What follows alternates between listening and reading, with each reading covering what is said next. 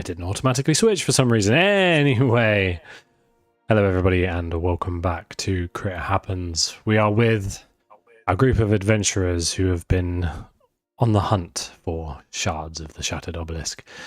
And in the meantime have been involving themselves in the politics of Baldwin's old grove, Silverleaf. They've defeated orcs, faced Venomfang most recently while supporting an escort of wagons and people from where they'd been previously camped out hiding from the orcs back to Silverleaf Grove.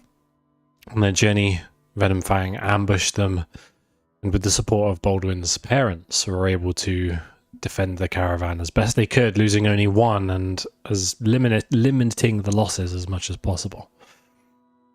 We pick up with Venomfang having been defeated, however his body vanishes from the battlefield. Jumping through Willow's arcane gate to the edge of the forest, we find our party slightly beaten and worn, but still in one piece. Useless fucks, it's over to you.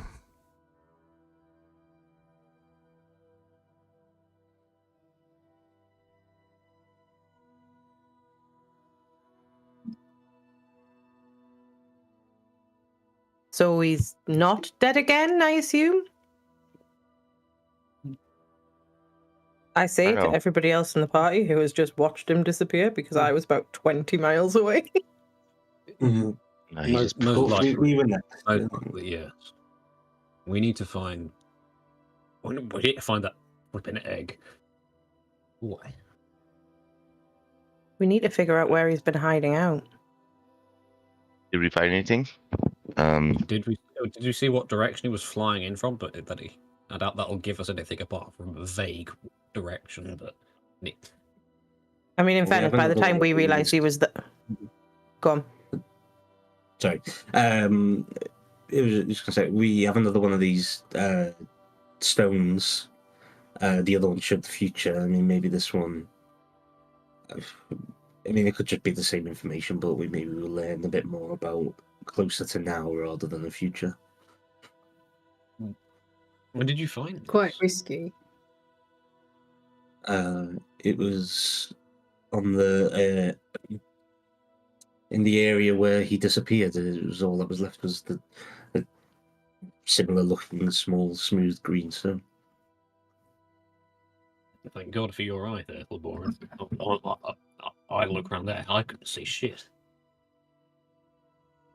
It might be to do with your lack of eyes.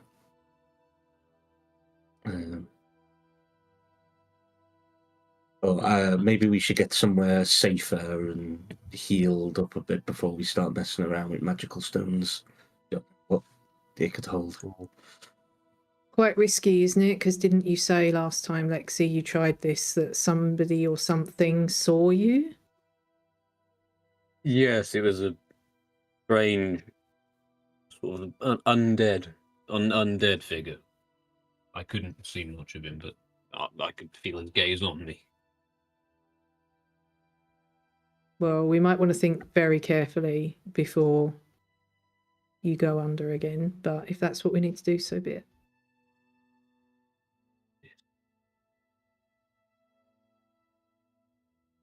Maybe if we have two stones together, it changes something. Maybe. But anyway, everybody else went through this really convenient gap in the trees that the dragon couldn't fit through. Shall we follow them? Yeah, I'm quite tired. Catch up with the caravans. They don't leave us behind outside the grove. I could do with a cup of tea. You should have thought that before. Give it a drink.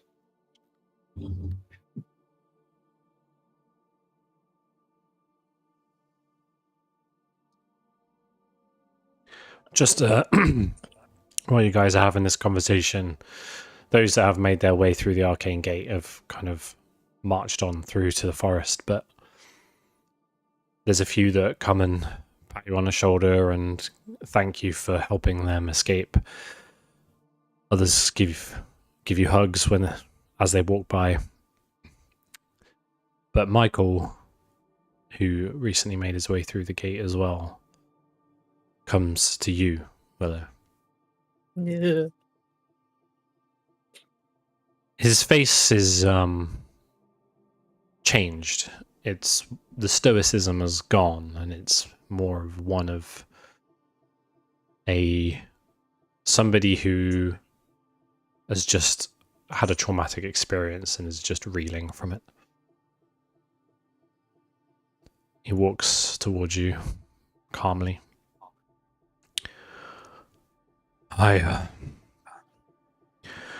Thank you so much. I don't know what would have happened if it wasn't for you and, well, all of you. I will find a way to repay you, so thank you. Willow will just kind of blink blankly at him and just kind of nod her head and very quickly like shuffle back towards everybody else. Kind of nods in an honourable way and turns it back to quickly scamper on and catch up with his family. I think I like it better when he's mean to everybody.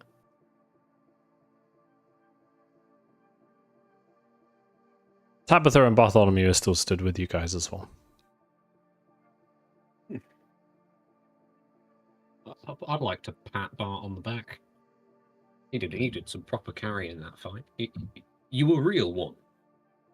Kind Bart. I am not sure what that means, but thank you very much either way. Yes, you did well, Father. But Mother, you really went at it with those talons. She's kind of like tending to some of Bartholomew's wounds, just wrapping some bandages around his arm and the like, being very gentle. Oh, well, yes, I mean, I do what I can in times of need. Well done to all of you, though. I think far fewer people would have made it out alive if it wasn't for you, so well done. Thank you. Yeah, we did what we could. Fortunately, we were able to save everybody, but yeah, we did the most we could.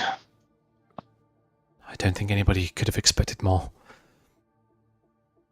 We have another day or two's travel through the woods, and I think we should get moving before he finds a way to catch us here.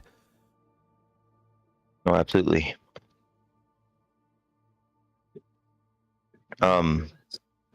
With that information you were withholding earlier, Mother, could you share it now? Or at least on our way.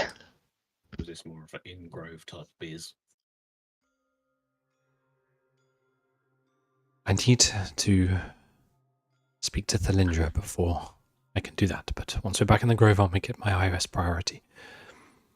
You deserve to know everything, Yes. and you will. Yes, a meeting is in order. That would be great to stop this before any more innocent people get hurt. Certainly. Yeah.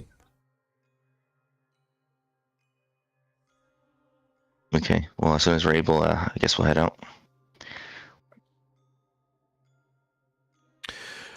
It's another day and a half's travel at a normal pace. It does come towards late evening as you march through the forest. Is there anything you guys want to do? Are you looking to push on, get ahead of the caravan and catch up to Silverleaf, or are you looking to camp with the rest of the caravan here? Oh God, camp, I think. Yeah, I think we need to camp. Yeah. Yeah, camp for ourselves and just in case they get attacked. I didn't take anything. I'll stick with the group.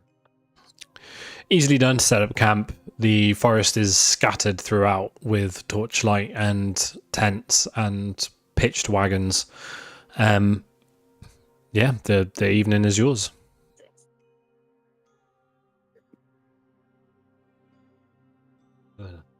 Should I try attuning to the other stone? Maybe once we've rested first. We don't know what's going to happen. Might be worth trying in the morning before we set off.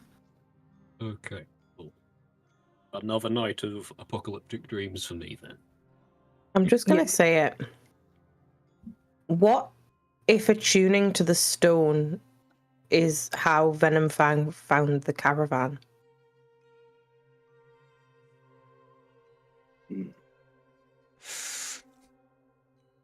Lexi, I believe you had 1 point of exhaustion still.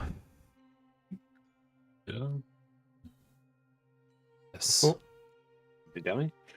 Mm-hmm. You told me to remove it, didn't you? I don't think I did. I think you took I a do. long rest and it removed it itself. No, I still have a point of exhaustion. Yeah, I've just put it back on. Oh, okay. Thank you. Either way, you should have another point. You should have at least 1 point of exhaustion at this point. I do have it. I do have one. That's what you said, Willow. Yes, that probably makes sense, honestly.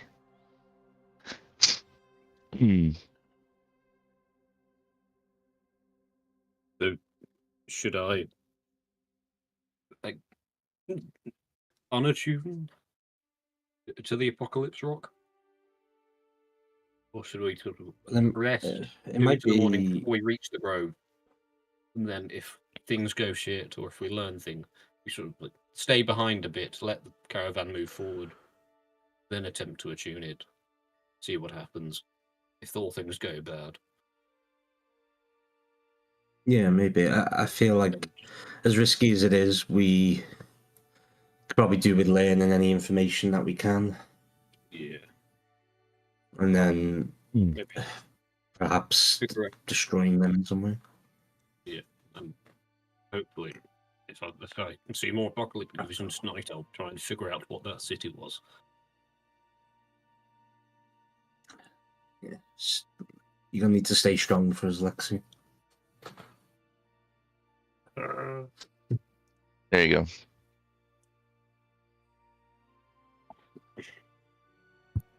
But yeah, who knows? Maybe we'll find more literature on these stones back in my grove in the archives. Or maybe whatever information your mother and your aunt have will open up the world. Yeah, shed some light on this. So I guess for now we kind of maybe just hold off till we head to the grove.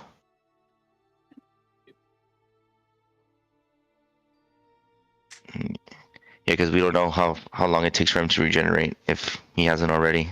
I mean, it was quite a large gap. How long? No, wait. How long? Because it said, your friend, your previous friend, he had met the wizard like 6 months ago, or the Yes. 6 months. So, Mm-hmm. and how long ago did we kill previous Venomfang? 2 months. A couple months ago. A lot of things have happened in such a short amount of time. So the Venomfang been scheming all this since So he before we even encountered him. It seems like I guess it must be rather quickly, I assume. Because if he was back up and running and scheming as a beefy dragon in order to manipulate Xander, yes.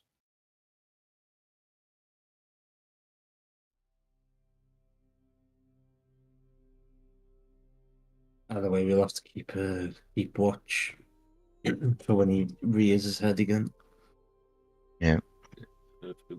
We'll be strong enough to take him on. Yeah, he should be pissed for taking him down a second time. He did seem rather angry. Mm-hmm.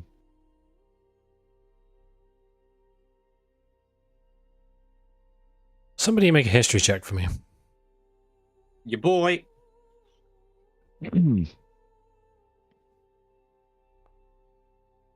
Not very good.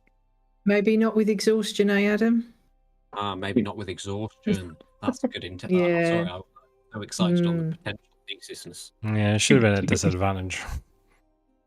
Oh, do you want me to re-roll it in case it's It doesn't matter. It doesn't get much share than that. It didn't meet the DCs. Watch me.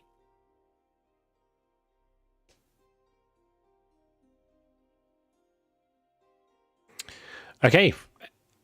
Anything else you want to do with your evening?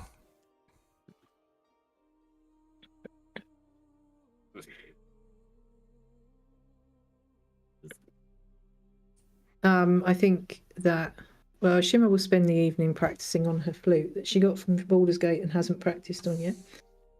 And Okay. then I think once everyone else has kind of settled down, as she and Laborin are settling down in their tent, she sort of say to him that you didn't have to stay for me. You could have died. You could have made it through without me, but you could have died staying for me.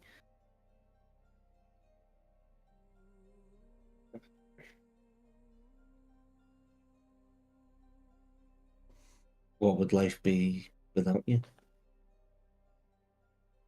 Well, you know what happens to me if you die.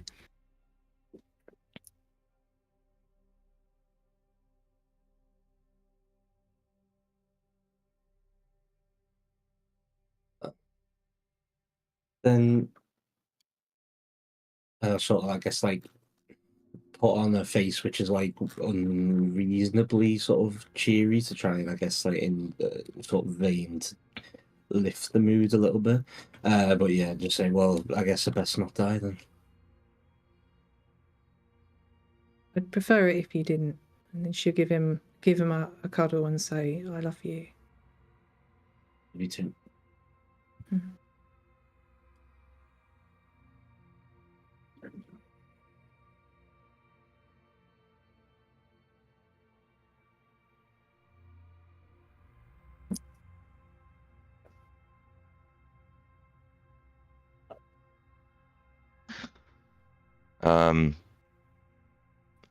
I guess what I'll be doing in the early evening is probably just going around like checking on everybody, making sure everyone's okay, like making sure everyone's good. I mean, most people are fine. You do find the odd couple or mother and children that are clearly in mourning. Okay. Yeah, I'll just go to them, give my condolences to people that lost people and ask if they need anything in the moment. Anything to ease their suffering, anything like that. Despite their sorrow, those that have lost are still extremely grateful for you and your friends and for helping them. A lot of the kind of talk around camp right now is about the dragon, obviously. Many people unaware of that fact that Venomfang was around and after them. So a lot of them in shock about that. Some discussing last time in hushed words and without speaking too openly, but you do hear people mention that. Anything I can catch, like specific, like anything that could be of note. Make a perception check for me.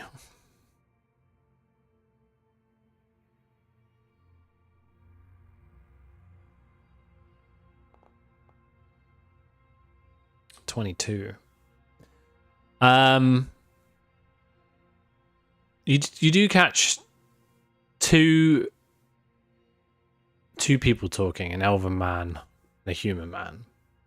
They're older, and the gist of the conversation is that last time they got lucky, and would they be willing to pay the price again? Willing to pay the price again. That could mean something. I can probably bring that up to my mother, as Baldwin whispers, Nightward thinks to himself. Okay. I guess I'll just continue doing what I was doing, and if I hear anything, then that'd be good too. Would you please repeat that, please? I was being talked to. What did we learn? What I would eventually share, like I would share it, is that I heard some like two older gentlemen speaking, talking about how how like if it's worth paying the price again, like because like this has happened before apparently. Right, that's what I understood, right, Jack? Yes, correct. Yeah.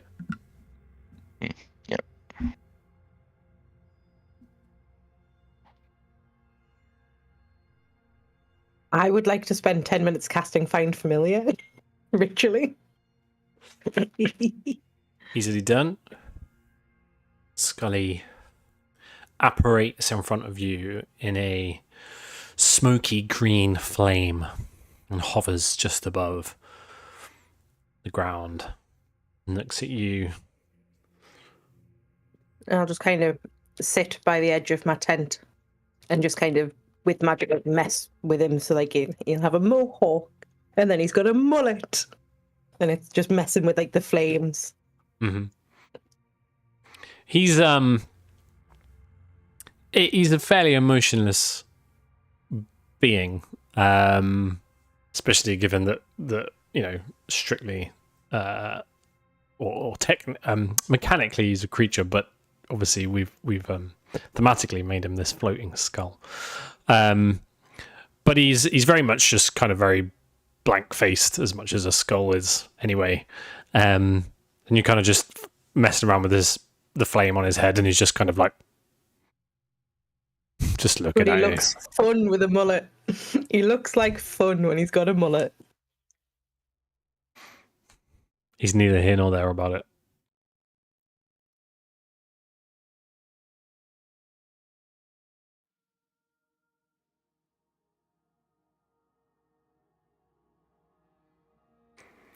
Unless there's anything else, feel free to take a long rest. All right. Long deserved.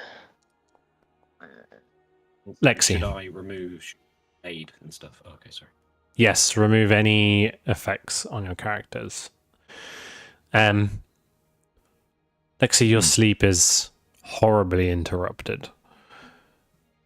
Dreams of destruction and chaos in far-off lands. Some somewhat memorable, some not so much. When you wake, you do recall one particular place. A large tower made of stone, constructed on a small island of ice. The temperature is extremely cold. This tower is surrounded by large walls and turrets, 5 of them around the outside.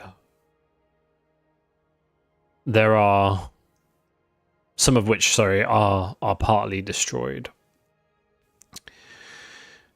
And in the distance, flying low across the sea, this island is on the coast, and along flying low across the sea, you see this creature, large and winged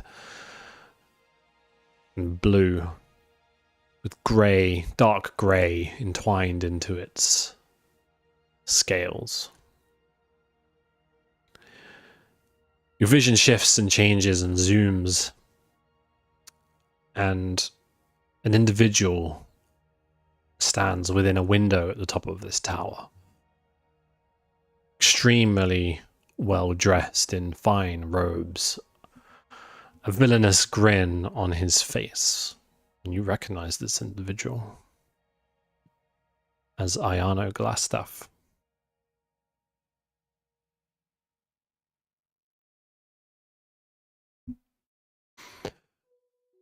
He's not having it back. Your dream fades and you wake and you take a second point of exhaustion.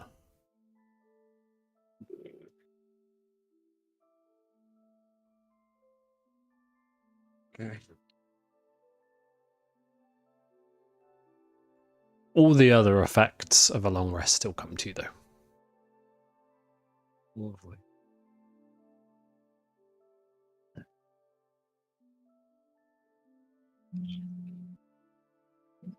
Day breaks, and at dawn, most people are already packed up and on the move as the camp starts to head out from their forest encampment back to Silverleaf.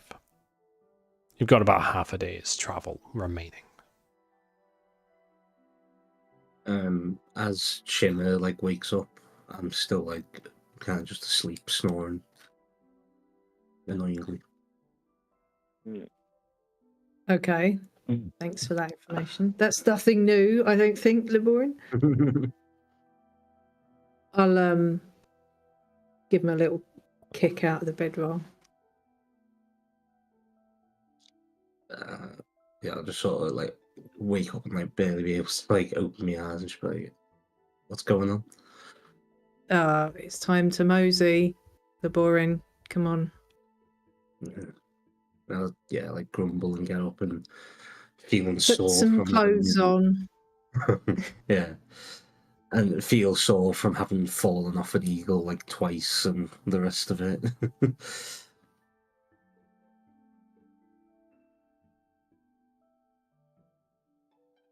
Time to pack up and go, my love.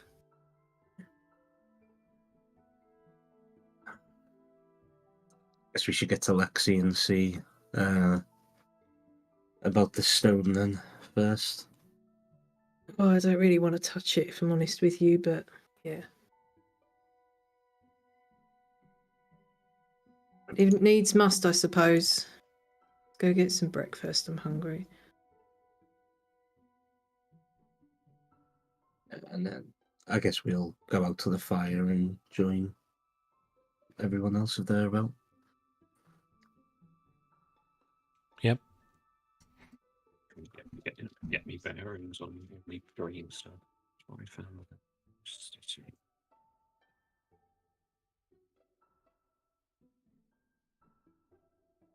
it. Lovely. Good morning, everyone. You okay, Lexi? Morning.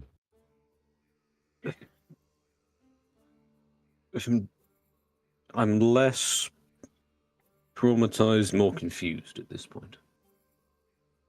Because of anything in particular, or because that's just your usual state of being? Fine, more confused than usual. What is it? Another vision, I could say, came to me. Did you mess with the stone, or is this still off the back of the first one? Still off the back of the first one. Have not touched it. You probably would have felt, because it's in Laborin's pocket. He wasn't wearing his trousers last night, that's all I'm going to say. I don't know where he keeps it then, because it wasn't in his trousers, I checked. I've got it wrapped up in some cloth in the bag.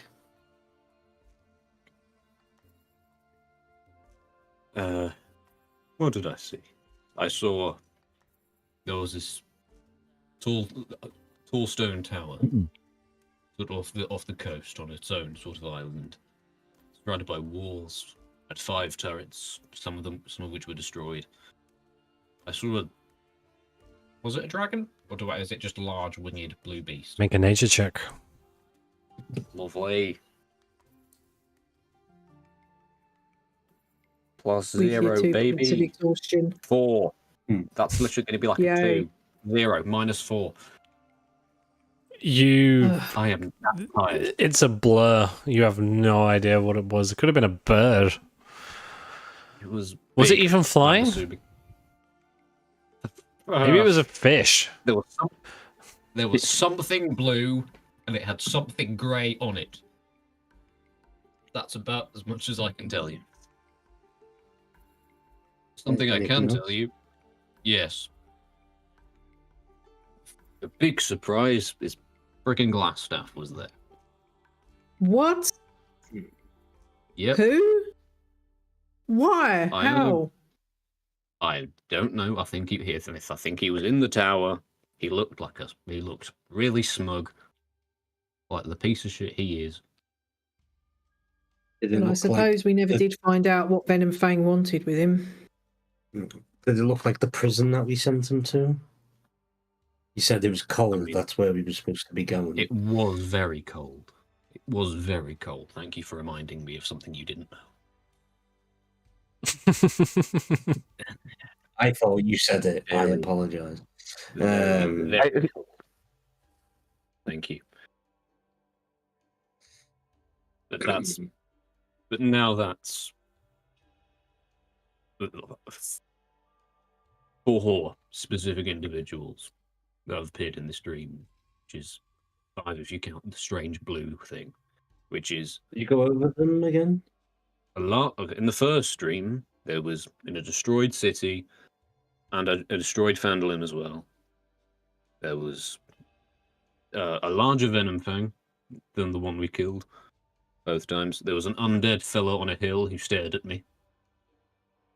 There was Ruxathid was there in the first dream, which we know we killed him. And in the second one, there was this tower, the blue thing, and Diana. Laborin, I have no strong feelings about her either way, but maybe it would be a good idea if you contact Mira and get the bitch to tell us if he's still incarcerated or not. They would know, Yeah. surely. Well, they'd at least be able to check. But Hmm. we need to, if we're going to rendezvous with them again, we need to do it in a way where they can reach us. Yeah, they can't. Well, I don't know. They said she said, didn't she say they know all about Silverleaf? Maybe they've got ways in. They may do, but my point is more being we shouldn't press the button and move again. No. I was thinking of, maybe when we get there. On our way out. Yeah. At some point, it's probably not that urgent, but I think it might be worth finding out whether or not he's actually still there. They have told us to meet them in Baldur's Gate at some point anyway. So if we true. don't get the opportunity to contact them, maybe we can do so there. Yeah.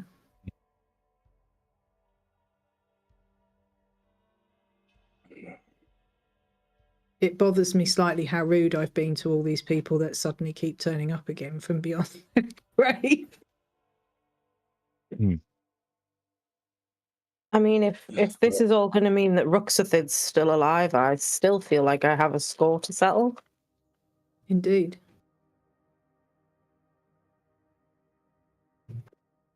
Inflict wounds, 9.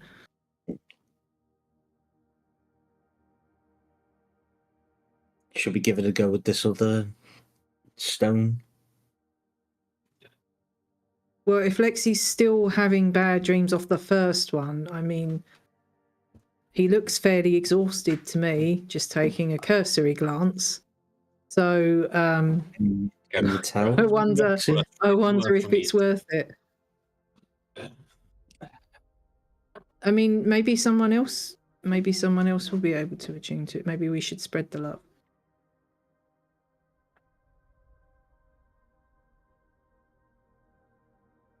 I guess it's up to you, Lexi. I'm just wondering if 2 levels of exhaustion it's the -4 on ability checks, but does it affect saving throws as well? -4? Yeah, that's what's been showing up. Whenever time I roll history, it's been -4 at the end. I thought it was just disadvantage. That was worse. At the first level. I thought the first level was just disadvantage. I don't know where I'm Exhaustion. Is there I don't know different why rules for exhaustion? I don't know why it's doing that. It should be disadvantage. First level of exhaustion is disadvantage on ability checks. Second level of exhaustion is speed halved. Yeah. I don't know why. It's been minusing 2 for each level of exhaustion I have. That's why that's a 4, but that should be. You can't roll a 0. That's 2024 rule? Oh, it might be a weird 2024 rule that's kicking in there. I don't know. Ignore that. Okay. So, I mean, still rolled a 4. I mean, yeah, but your speed is halved. Okay, I'm going to be on junior. Good idea. I mean,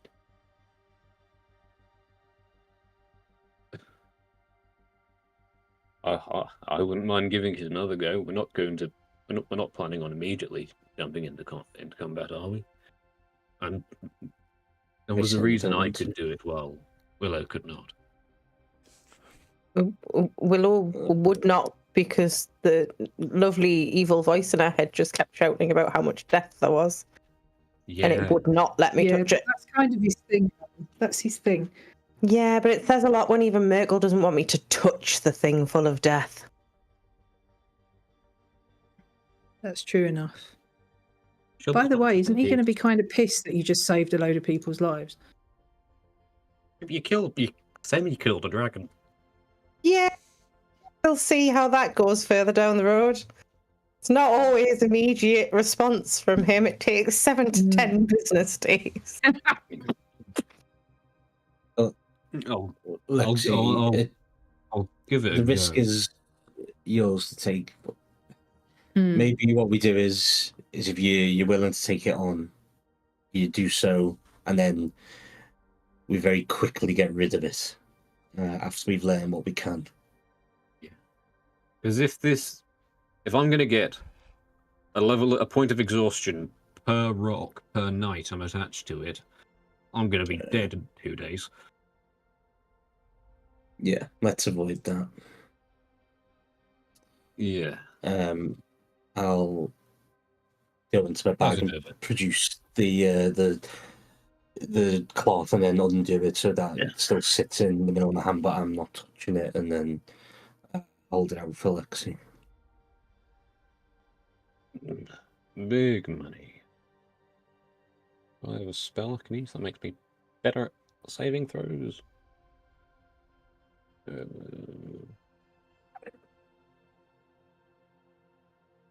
Anybody have resistance? Okay, yeah, no. Yeah, I will. With this, I will attempt to attune with rock number dose. If everyone is okay with that. Are you how many items are you currently attuned to? Are you still staying attuned to the other one? Yeah, I'll stay. I've got my ring of mind shielding and rock numero uno. So staying attuned to that, yeah. I mean, maybe it's like a brain jigsaw puzzle. Maybe you need to fit them both together. I don't know. This is rock doesn't exist according to any form of identification methods we have. So what are you currently attuned to? I'm my ring of mind shielding and rock number 1. Okay, and now attempting to attune to rock number 2. I'm attempting to attune to rock number 2. Hopefully, the ring of mind shielding is stopping. Probably is going to stop the dragon from tracking me. Make a wisdom saving throw. Oh, yep. Before Lexi does that, before Lexi attunes, would you like to have my blue ward, which means you can use your reaction to end an effect causing you to be charmed or frightened, just in case? Yeah, sure. In case I am possessed by a dragon. I mean, I don't know what's going to happen, but it's the best I can offer you. Yeah. So let me use that. So you've got the blue one. It lasts an hour, so I'm hoping that if I time it right, it will still be up when you actually get to the attune bit.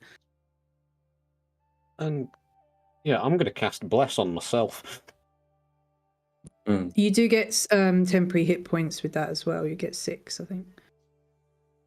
I will also cast Bless on myself.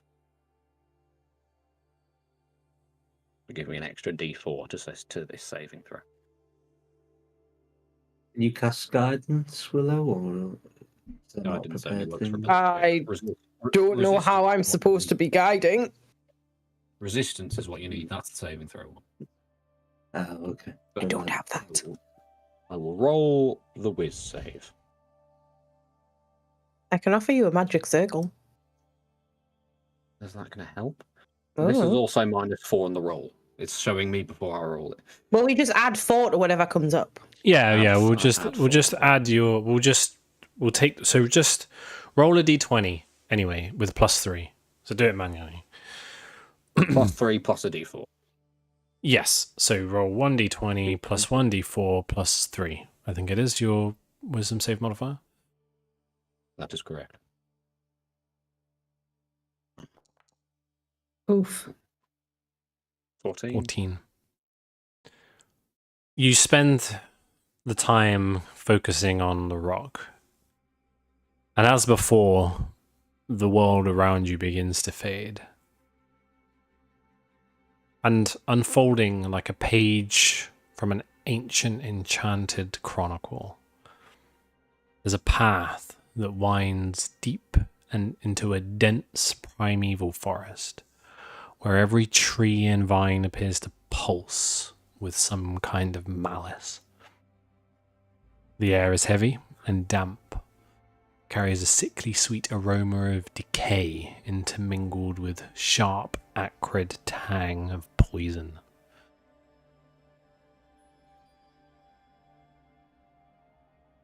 You're stood within this forest, and outside of your control, you progress, and the forest transforms. Sunbeams struggle to pierce the thick canopy of gnarled, moss-draped limbs, casting shifting shadows that hint at hidden dangers. It seems the nature here has been somewhat weaponized. Every rust of leaves and every creak of ancient branches feels deliberate, as if the forest conspires to mislead and entrap as you approach. The trail you're following narrows, winding around dense thickets and over precarious vine-choked ravines, and at times, an almost imperceptible hiss echoes from unseen mechanisms. A misstep releases a cloud of toxic gas that clings to your skin and chokes your breath. Something is cunning far beyond itself. The environment is transformed into an extension of some kind of venomous power.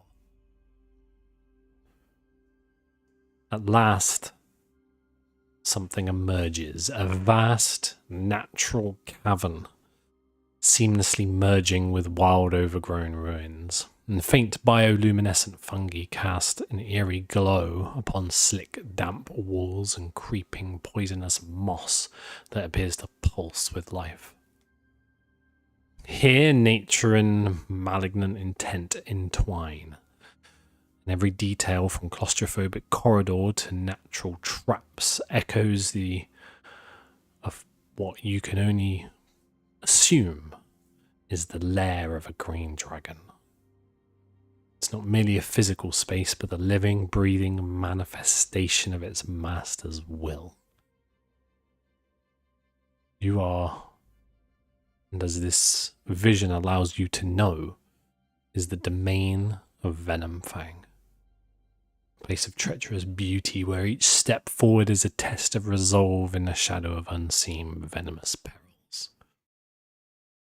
As you wander through the cavernous halls and corridors, you appear in a large expanse of cave. The walls and the floors are lined with a glowing green fungi, and interdispersed between them are small, well, I say small, they're larger, about the size of a football, green speckled eggs. Your vision snaps. You are pulled back through the corridors and the caverns of this cave, outwards, back through the forest, and up into the air. You spread your wings.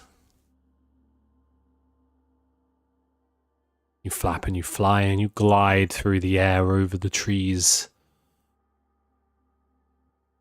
Mountains in front of you.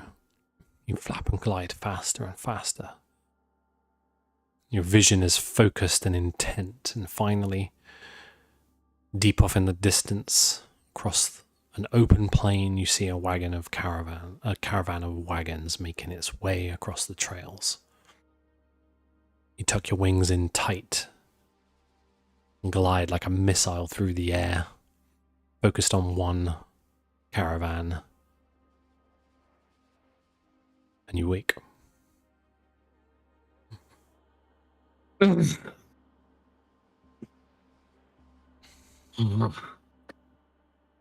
You okay?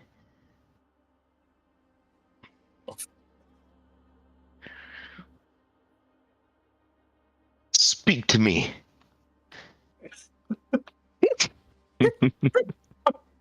Speak to me. And that I No. shall. That look I, less traumatizing. Like, you don't look quite as horrified. I am. Let's say 50-50, but You just started flapping your arms around. Let's just say I just got a full-on Google Street View of his home address. No way. Whose home address? Did they drop the pin? Venomfang. I saw what looked like I was him. He lived behind the mountains in a malevolent forest of poison and traps and things. Deep in a cave, I saw numerous green speckled eggs, and I was dragged out of it, pulled into the sky.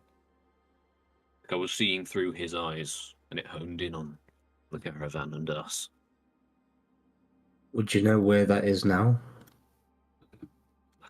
Most likely lead us there. There Make a was survival path check. to it. Make a survival check. Lovely, Lexi. Plus a 0 again. That's not -4. That is a 15. 15. You still have your 1 default? You still blessed? I am still blessed. Or Nice. 19, baby. 19. As the dragon flew towards the caravan, it was heading. Bear with me. As I remind myself. Baby shots on a map. You were heading west, away from the mountains. With a 19, knowing where the mountains were as the dragon flew, and where the forest was that you were trying to make your way to, you had flown from the south, heading north.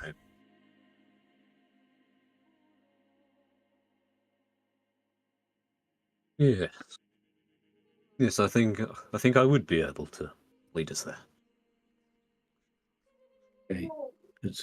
I don't want to go right away, but we have the target at least, and I think for the best yourself, you should probably tune from those stones now.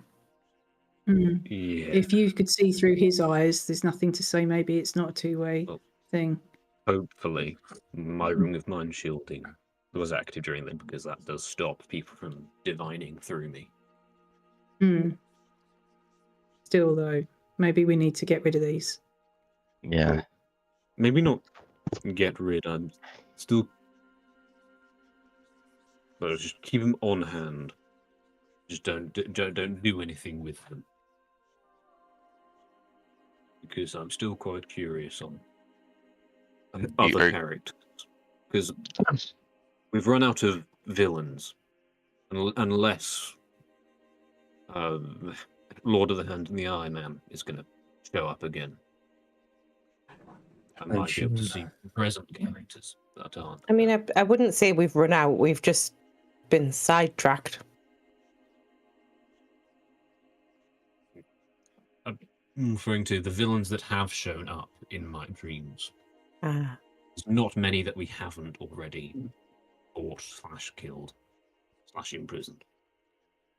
this is true. Look, So it'd be useful to keep at least the first one on hand. But I don't know. I haven't experienced the nightmares of the second one. if you keep this up, you're going to end up getting yourself killed. Oh, well, then I'm not going to attune to them. I'm going to take a break. I'm going to do some trauma stone rehab. Okay. I would like to unattune to the trauma stones, if I can. Make a wisdom saving throw. Yeah. You're Oh, muted. make a wisdom saving throw. Oh, lovely.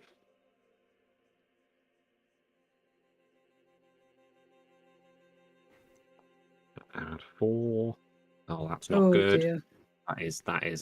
Have I failed? 7.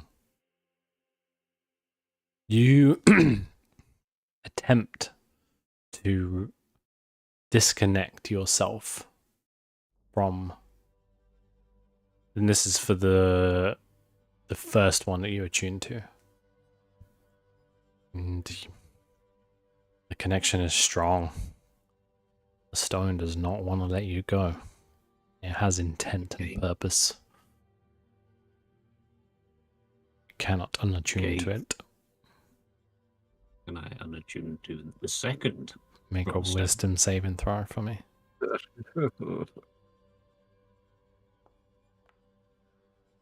Not the same Well, thing. hey, Lexi, you cunt. Jeez. You suicidal slime. I hope that's going in the notes. So what's Lexi, you. You what's cannot that, a 10? unattune to the stone at That this would be time. 10. Break it. It's a What 10. if you can... Is it 10? It would be 10 because it's taking the -4 if you see it. Yeah. I just want to know the number. Ignore the roll. So you rolled a d20. You rolled a what? A 6? 1 9? I rolled. You rolled a rolled- 3. I rolled a 3 plus the plus 3 from the. 3 plus 3 is 6 plus 4 is 10. Oh. Still not enough. Okay. Lovely. The second one is what? Second roll was a No, I failed either way. 9. The highest. Yeah, sure. Maybe we should Okay. maybe if we put them in the pouch you're holding, they will they'll be cut off in some way. Does it work like that? I don't know. It's on the same plane as you. We can give it a try. We have a full grove of very powerful magic wielders that way. Or just for the meantime. We can always get it back out. It's your call. It's your burden to carry. Willow, may I put my trauma stones in your bag? Yeah, if you think it'll help. The real question, Willow, is where is your bag? It better not have fucked off again. Yeah, it has. Jesus. No. You've got a Is this wandering back. Sentient. I'm gonna fucking carabiner it to Scully so that it just can't go anywhere. Can I help Willow have a look around? Okay. Yeah, make an investigation check. Right to your ankle. I'm gonna look for it. I'm not looking very hard. Oh, I'm looking all right hard. Looking around the camp initially, like where you guys have been camped, you don't find it. Based on what happened last time, Laborian, you take a little wander around like 20, 30 feet through the forest, and you do eventually find it hanging on a small branch of a tree. I'll call Willow over. So I'll charge come it over back. and ask a really serious question of how high is this branch? Higher than you. You can't reach. Can I reach? Wasn't your little skull like keeping watch? Okay. How do you let this happen? I mean, he might have been in a bit of a strop with me because I was essentially playing hairdresser with him last night. But Oh. no. Junior, did you see anything? I guess I'll grab the bag and hand it to Willow. Easily done. I would like to search my bag to make sure nothing is missing. Everything seems to be in place. Is there anything new? Nope. I would like to stick my hand in the pouch of holding and think really hard if there's anything new in there. Although I'm pretty sure that we left it empty. Not how that works, and it's empty. Damn it! Hello, what's going on with your bag? I'm slightly concerned that it is growing legs. I'm also Identify your bag. I'm also less entitled to put my trauma stones in there now. Yeah, like I am inherently concerned that it's growing. One, that it's growing legs, and two, that these legs move faster than mine. Try to find the bag. Maybe it's magical. Baldwin said, yeah, try identification spells on it. I'm also thirdly concerned that my bag keeps going missing, despite the fact that as an undead human being, I don't sleep. Yes, you don't sleep, but also you don't pay attention to everything at snooze. all times. Yeah. You do I snooze. an amount of it. In an 8-hour period, it's easy to not always be staring at your bag. I'm taking the fucking alert feat next level. That is exactly what's going to happen from now on. 8 hours staring at the bag. I spent 8 hours staring at my bag exclusively. That is light activity. Okay, do we have a spare 10 minutes for me to try and identify this bag? I asked both to the party and to the floating voice in the sky. I don't care what you do. 10 It's your time to spend. What's the Grove doing? We've just spent an hour, like... Yeah, I mean, tuning and it's stuff thinning anyway. out quite a lot. People are moving, but 10 minutes. What's 10 minutes? 10 minutes is fine. You can always catch up on Junior. Yeah, that's true. Yeah, I will spend 10 minutes to ritually cast Identify Can you on my just... bag. Okay. The problem with Identify... it fails. The spell fails. Son of a bitch. Read the description of Identify. You choose one object that you must touch throughout the casting of the spell. If it is a magic item or some other magic imbued object, you learn its properties and how to use them, whether it requires attunement to use and how many charges it has, if any. You learn whether any spells are affecting the item and what they are. If the item was created by a spell, you learn which spell created it. If you instead touch a creature throughout the casting, you learn what spells, if any, are currently affecting it. None of the above. It's not magic! It doesn't have legs. The spell doesn't even work. It fails. Oh. Make an Arcana check. Oh. Abracadabra on the bag. Oh, damn. Oh, very good. Very specifically, with the Identify spell, in the way that you're trying to use it, you must choose one object. It's lots of objects. Or it's not an object. But Oh, is this another weird flipping It's not real It's thing? a creature. It's a mimic. oh god. Is it? I put my hand in that. I put my But which whole end? body in that. You did. So it's not an object. I'm very confused. The spell has never not worked before. Kick it, see if it yelps. If you want, again with that Arcana check, what it might be worth doing, it occurs to you, is casting that same spell but on the pouch. I will recast Identify ritually and specifically touch the pouch. The spell works exactly as you would expect, and the spell identifies that this is a pouch that works exactly like a handy haversack.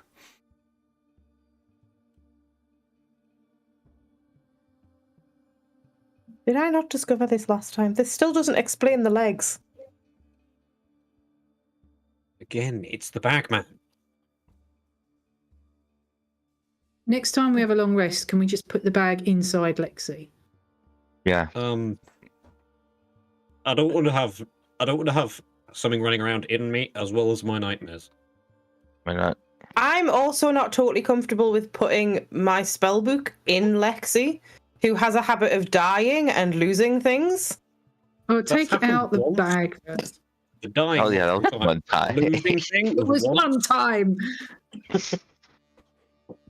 All right. Well, we'll have to figure it out later. The others are moving on. Yeah, we'll We've work now it out. spent half an hour Right. fucking around with these identify spells.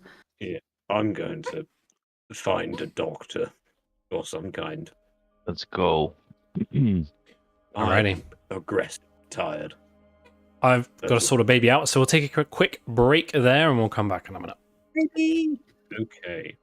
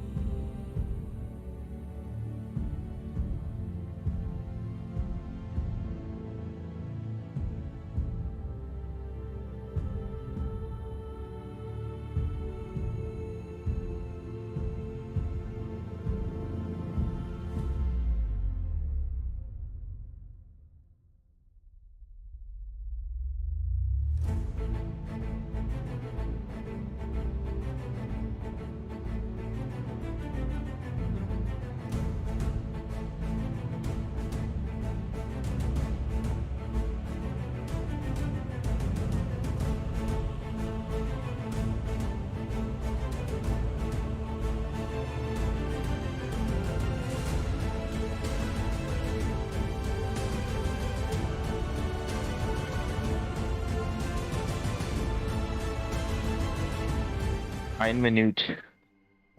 Oh, Minute. apologies. Well, we're back before in. Three Well, then, different anyhow. languages. So, yeah, well, there's a handy haversack attached to something that isn't an object. I don't like this. I am So- suspicious. And I Have am it. going to do some The monitoring. bag.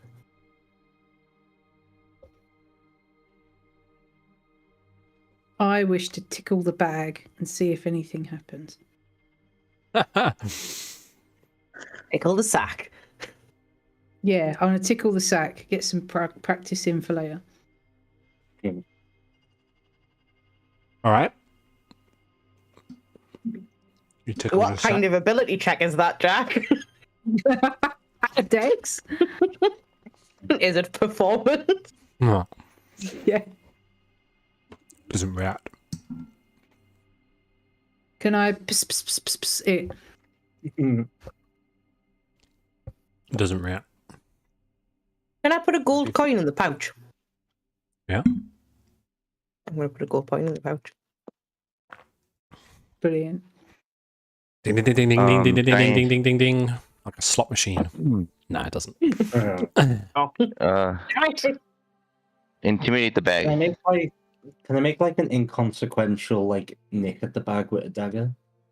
Like so it doesn't break the bag, if you know what I mean. Like where stuff's falling Rude. out, but just like the A black tiniest hole. little. If You want Willow, to poke the bag? if Willow will let you. Walks over with a Will you allow me to do that with them?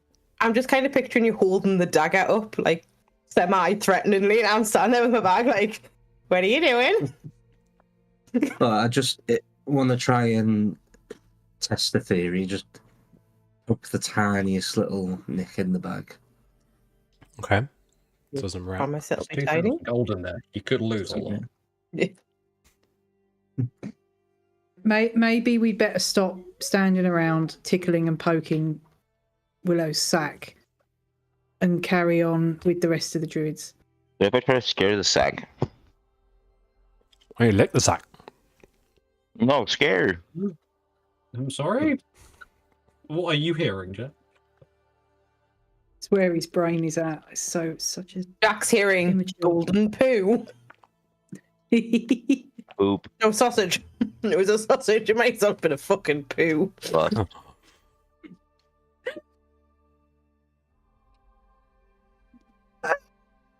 No, I think we need to move. And I will monitor the Yes. situation and probably stare intently at my bag the next time we stop for 8 hours. Yeah. fair. And hopefully I can get rid of these freaking rocks. Wait, what direction was the bag like in compared to like the direction we were traveling in? What do you mean? So like, was it trying to go in the direction of Silverleaf? So was it just trying to go forward? Was it trying to go back the way we'd came? Was it just trying to fuck off in either other direction? Oh, I mean, you're heading west, and it had moved generally. I mean, Was it like west adjacent, or was it like it was like other direction? it was northwest. Okay. Which means it doesn't matter. Yeah. I was just asking. It was just a question. No, fair enough. Yeah, I think No, we I think should it's probably questions. follow the others. I'm gonna haul myself onto Junior's back. Or offer a seat to someone else. Really, if anyone wants to sit behind Willow's gonna like relent and just stand there and just be like, up, me. uppies. Sorry, I'm very tired.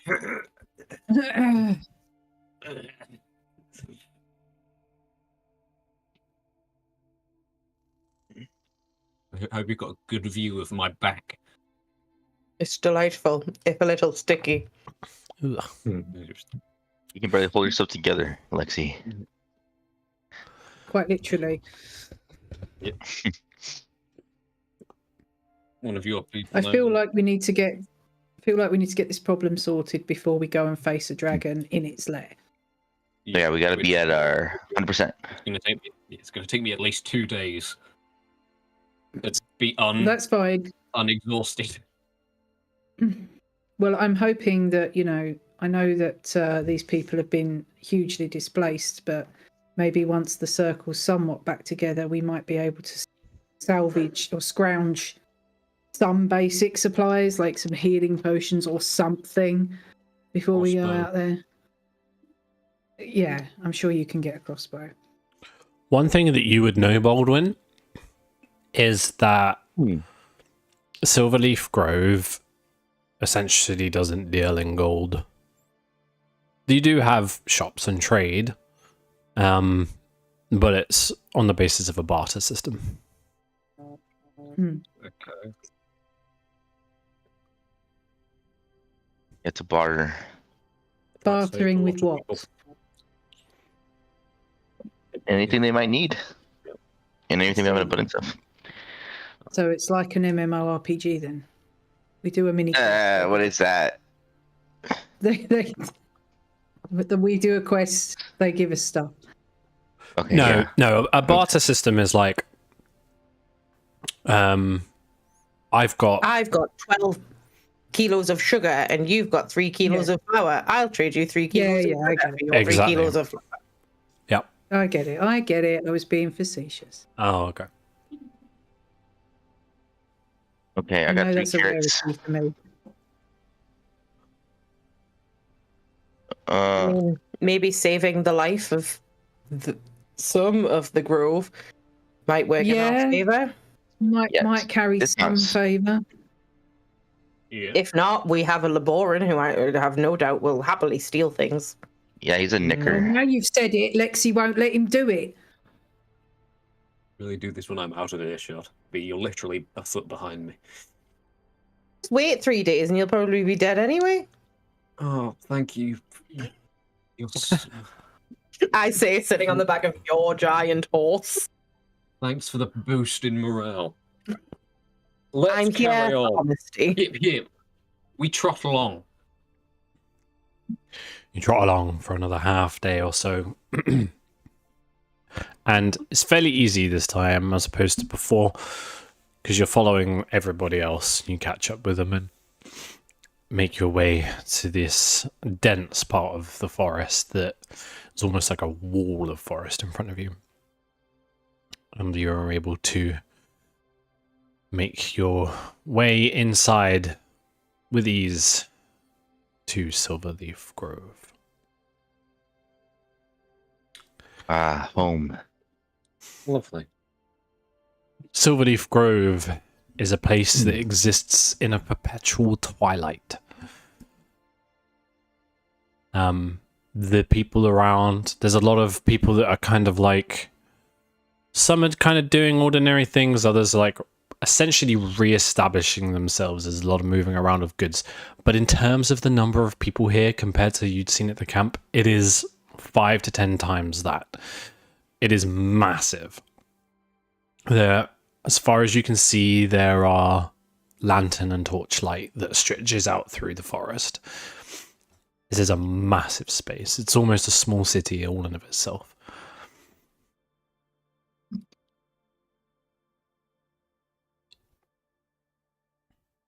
Just Gorgeous. aim us towards the biggest, most important looking place. So right in the center of Silverleaf Grove is this one oak tree that stands out more than any other. It is much taller and much fatter.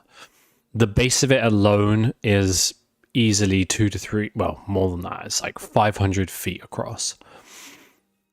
Enormous tree, and built up all along the trunk of it and in the branches that come off it are little huts that have been built into the wood, into the trunk. Ropes that hang between the trees stretch off to others, little pockets of residential areas and things that sit within. At the base of this tree is a large pond, and there are people that are gathered around that. The people you see most appear to be in some kind of meditative state.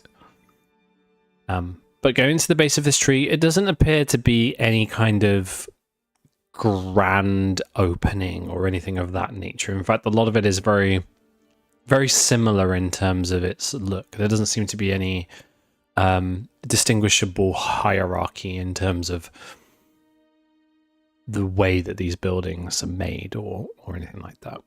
And as you stand at the base of this oak tree, there's no discernible main entrance, if you like. There's no grand door that says, this is the Elder Hall or anything like that. But Baldwin, you know this place well. So if you're looking for somewhere in particular or somewhere you would like to go, then Baldwin will know where it is. More than likely. And also, while you're here and while you arrive, every now and again, somebody does come up and tap you on the shoulder and say thank you, and others that pass by kind of give you a nod, and there's a little wave from children, and every now and again. You are already well known by the people here and seemingly welcomed. Okay.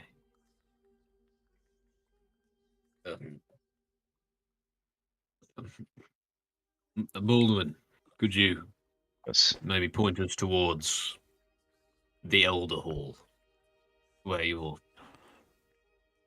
Because I'm assuming we have important things to discuss. We need to find your mother. I'm assuming she would be around. Yeah, sure. Yeah. If you don't want to do any, I mean, you know, if we pass by a crossbow salesman on the way,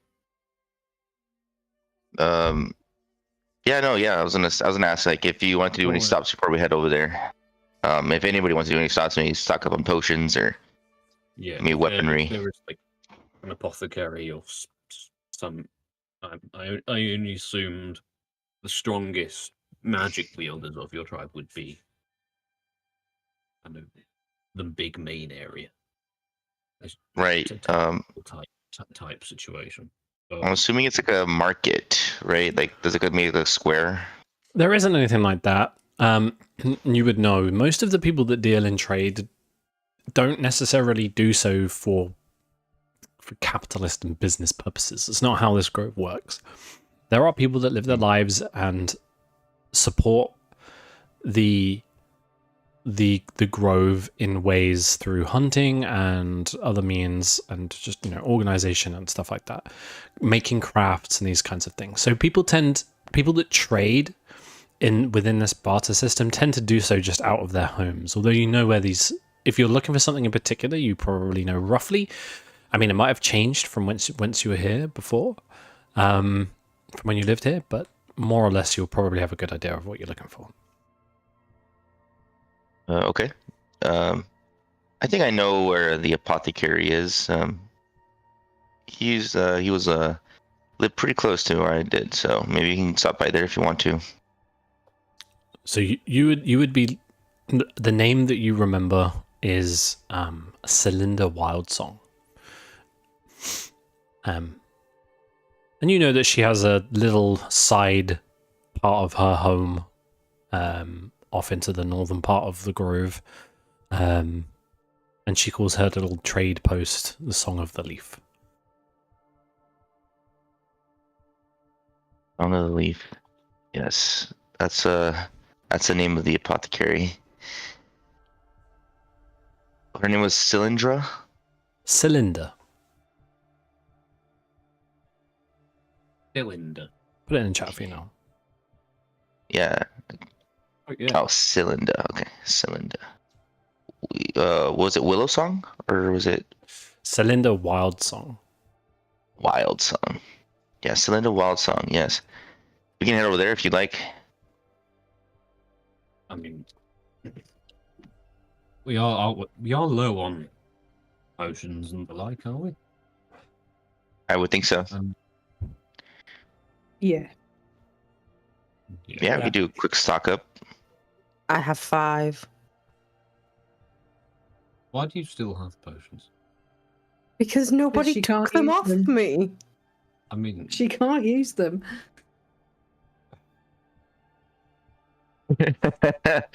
I'll have them. I'm feeling rather shit, and you can probably reach my backpack. I will keep hold of them, lest you accidentally lose everything by being unconscious. I'm not going to. this point, I'm going to stay with my stuff and die. Then go through that again.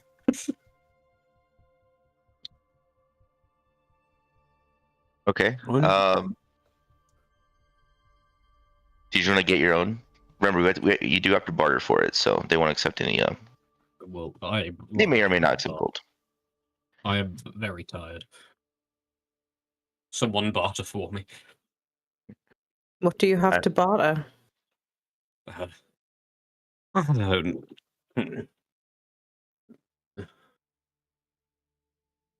Would I know if like what would people want around here, like generally or something? Some holy water. Things often traded are crafts and goods. While gold isn't commonly accepted, gems are. Plants, herbs, things of use or things of interest. I've literally only got holy water. As that, anything that isn't a weapon, shield, or a magic item on me is holy water. Have healers And kits. Yeah, we've got millions of med kits. That's true. And We're that could be also gonna let you down a trip. I do also have some jewels they might be interested in. I mean, at this point, I just want to get these rocks off of me. And then I was only thought the apothecary because they might know some healing magic or some kind of thing to help me unattuned to the cornerstones. We can only ask. Yeah, we can check it out, see if she can help you in any way, and if not, then we can head to the Elder's Hall, where I'm sure Linda will be there and she can help you out. Okay, And yeah. we can bring up at least my dragon knowledge and maybe form a fighting force to kill him for good. So the first dream doesn't come to fruition. Okay, I guess we'll head over there. New cylinder. Then. You make a march through the grove, and Baldwin leads you inside some trees and up some steps that have been carved out inside the hollow trunks, and then along out of there, and then along some rope bridges to another tree, and then around that tree and along some more rope bridges, and then up a couple more times. There's a lot of navigation through the grove is done via the trees and the rope bridges. And you come... A lot of it, I'd have to have left Junior behind a while ago. Yes. Junior is not making his way up a lot of this. My arms are dragging along the floor. I'm folded in half. Lexi's moving as quickly as he can, but even Willow is moving faster. Dude, are you okay? No. Until you come to a small hut that is built into the side of one tree.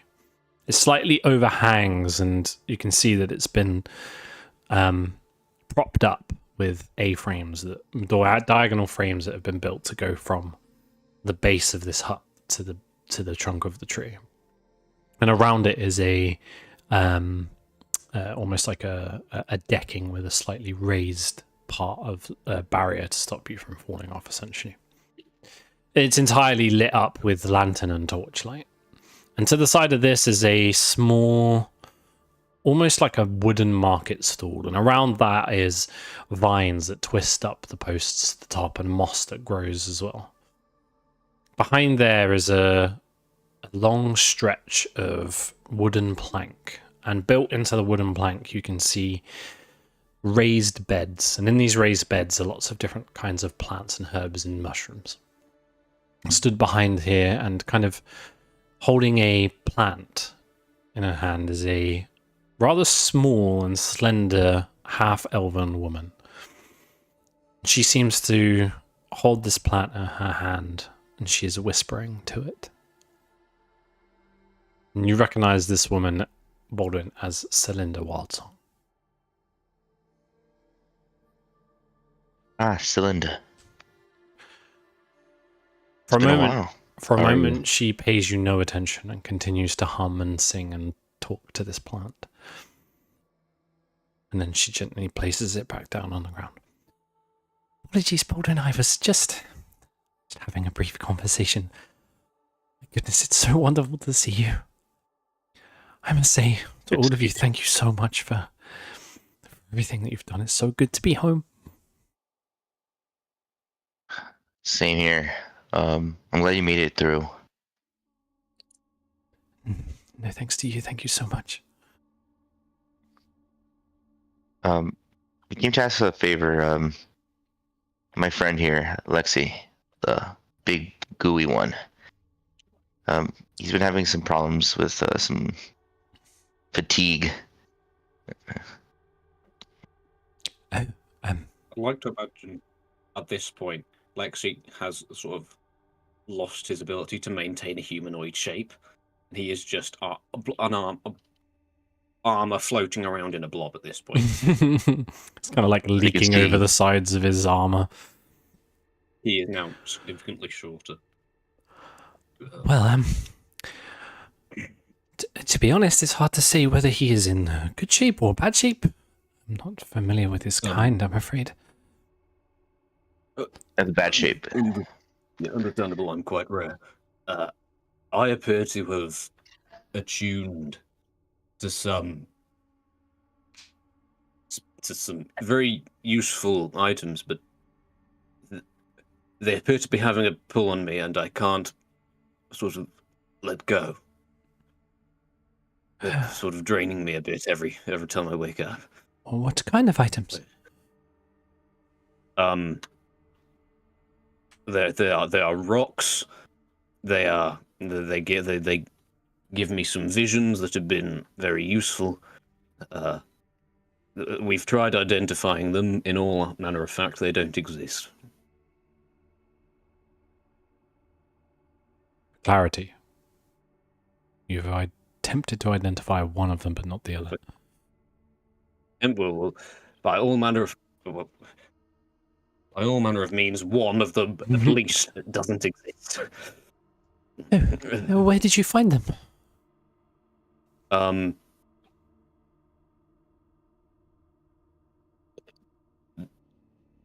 just turn to Bolton, saying, Can I tell her? Is this a nice one?" Yes, she is quite nice. Okay. On a body and in a dragon. You might be familiar with the dragon. Her eyes widen slightly, and she takes a little bit of a step back. I don't know much about dragons. I do really want to help you. You know, you've helped us out a lot. I'm not sure I want much to do with dragons. Completely understandable. We just came here to see if you could help. We didn't really want to mention it. We'll be out of your hair now. I apologize. And I'll sort of slump my way, or flop over. Wait. I don't think I can necessarily help with your affliction or these stones, but just one moment. She you see her kind of hustle off, and she goes into her hut, comes back out with her arms full, and she plonks down onto the table 4 potions of healing. You're a little. Oh, You are welcome to these. This is my way of saying thank you for everything you've all done for the Grove. It's not much, I know, I'm sorry, but it's everything I have to give you at the moment. Hey, there's one for everyone. Yeah. Look at that. Cylinder. You see her for a moment just do a quick count. She's like, okay. Wait, who are you? Huh? Well, yeah, because Willow can't use them. Yeah. the kittens. Celinda, would you have any potions of poison resistance by any chance? Could come in handy. Um, not on me right now. I could maybe cook some up. Do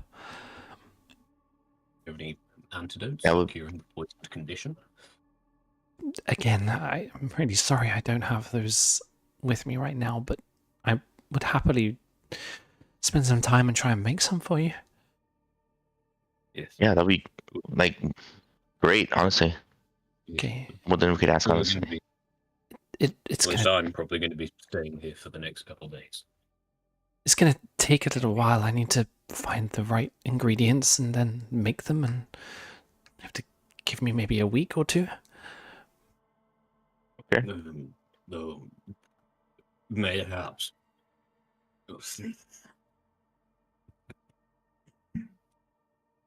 And thank you. You've been very generous. No need to thank me. Everybody should be thanking you, really. Yeah. I'm gonna. Do you mind if I lay down? Oh, yeah, sure. Thank you. Oh. If I had bones, they would be great. We won't take up too much of your time, and we know you're busy. You just got back. You want to settle in and everything, so we'll be out of your hair. Yeah, no, it's absolutely fine. Yeah, give me some time, and if I see you around, I'll let you know when I have them ready. Yeah, I appreciate that. Just send someone to us. That's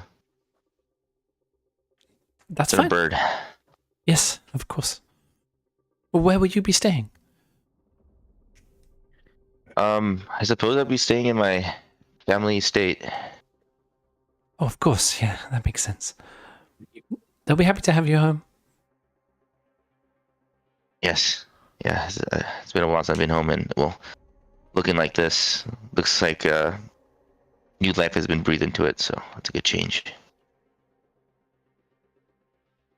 Good luck, Baldwin. It's good to see you. Okay, I'll be seeing you.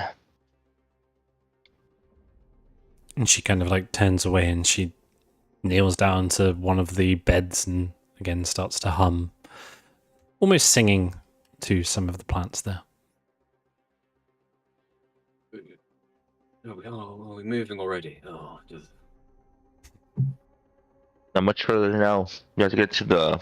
If I fall off one of these bridges, I'm blaming you.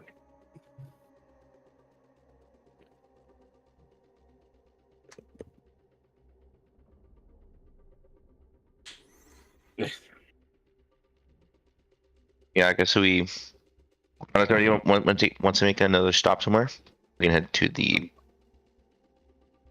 I mean, we can just stop when we get back, on the way back. Yep, let's head there. Where are you headed? The Council of Elders.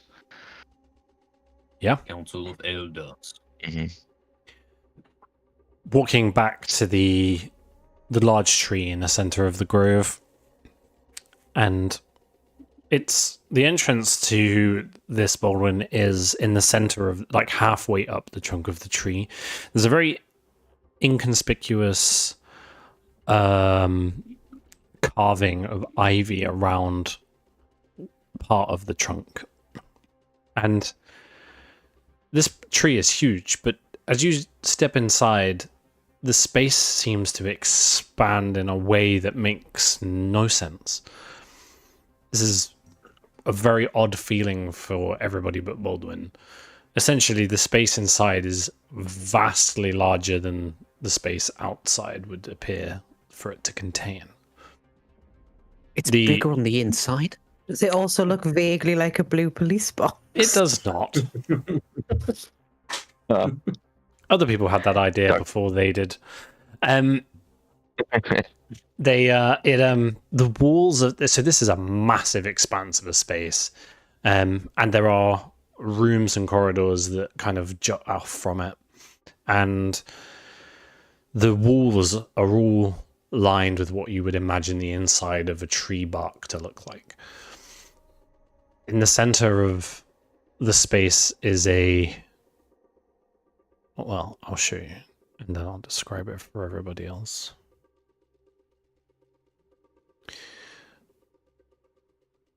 When I can find it. So there's inside the floor is it's a dark oaken bark. It's almost stone-like, very hard underfoot. And in the center is this enormous throne made entirely of wood. Sprouting from it are different vines and the roots of trees with pillars that stretch up either side with intricate carvings of strange runes and the likes within. I'll share that with you now.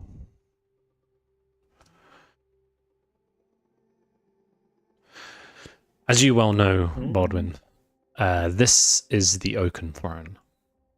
There's nobody sat in it right now, and while there are people here, there doesn't seem to be any organized meeting of any kind. People are kind of sat in corners and stood in corners and talking to each other. There's a lot of people around, and you recognize, Baldwin, a few of them to be elders.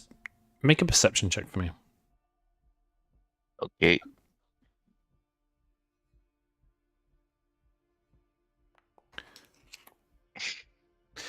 Yeah, classic. Where are we again? You don't see Thalindra or anybody that you'd be interested in talking to right now. I guess the only thing else worth mentioning, as you can see from what I've shared with you, is that the space is entirely illuminated with small fungi that have a bluish white luminescence to them. That's how the space is lit. Unlike elsewhere in the grove where the space is lit with lantern light. Is the glowing fungi like the glowing fungi I saw in Venomfang's cave? It's very similar, only a different color. Okay, I'm assuming his was green. For Possibly, theming purposes. yeah, possibly of a similar species, but not quite the same. Okay. Definitely different in Is there shape a and bench size. nearby? There are different Is there a arrangements free of. bench? Yeah, there is. There's seating around. The way that the kind of I guess it's almost like an auditorium for which council or in which meetings are held for public audience. There are wooden, intricately carved benches that sit around the front of the oaken throne in different tiers, and then around the very edges of the space there are stools and benches and kinds, none of which are the same. Each one is uniquely different. Okay, well, I'm going to turn to Baldwin and say, are these just point to a random free bench? I'm like, are those for anyone or just can I get it? Because I really need to sit down. Are those like for specific families? Would it be an insult if I were to sit in one of these benches? Right now, since there's nothing going on, it would be perfectly fine. Okay, I just wanted to know. I will slap my gooey form on one of the benches. Well, we might be moving soon. And bonus action nap. Oh. I was gonna ask, is there any maybe like small, I guess like a hallway leading to like maybe offices, per se, right? Where people just kind of behind the oaken throne is a series of carved passageways. Although you have never been there, because you've never been allowed to be there. Okay. Can I just ask you around to see like where my family is? Yeah, I guess you would have arrived with your parents, I think. So just retconning that, I guess they'd say that they would meet you back at home when you were ready.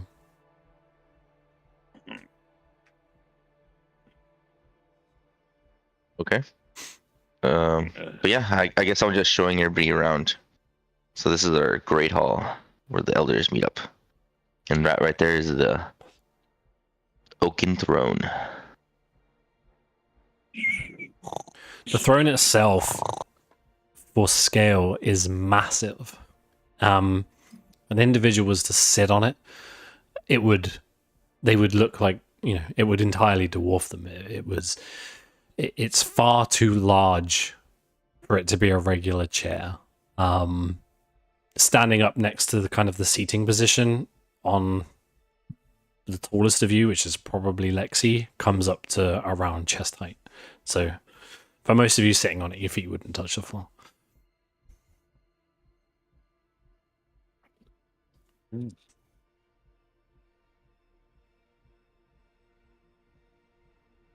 But It's almost like it's been built for giants for some reason.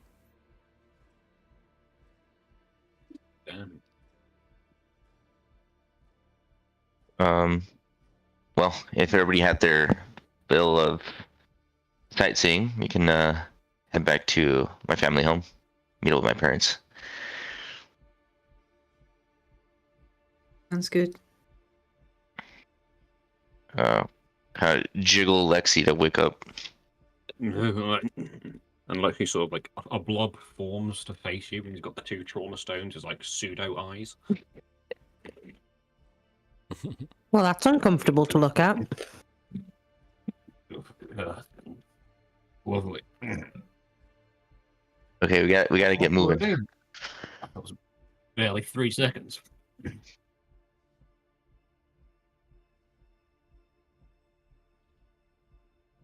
So heading home, Baldwin. Yeah, that's what everybody wants to do. Yeah. So your Do you happen home, to leave half your home is to the south of here. It's not far from the main tree in the center of the grove. Baldwin leads you across some more walkways and around the trunks of other trees.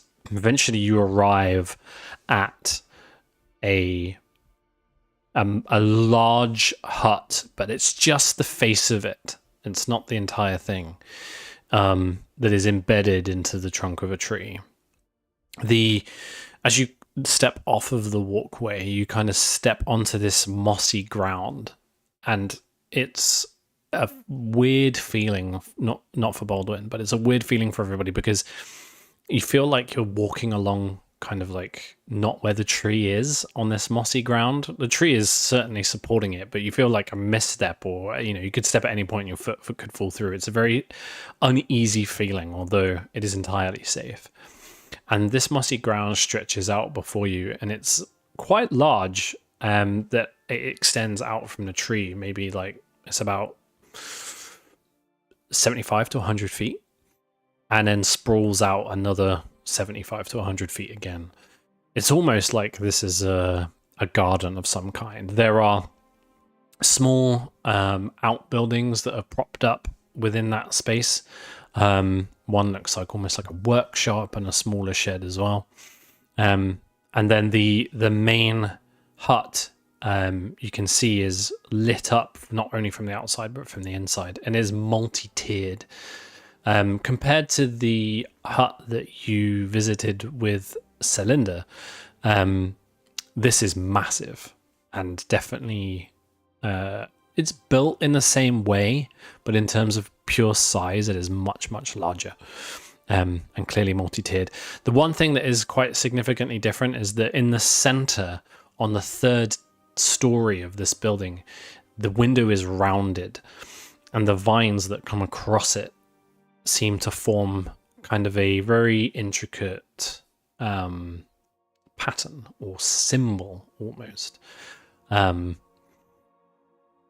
This symbol, if you squint ever so slightly, it seems like the vines with the lantern light behind are forming the shape of a howling wolf.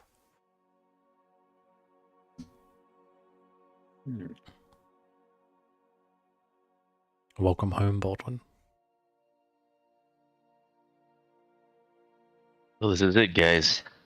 Home sweet home.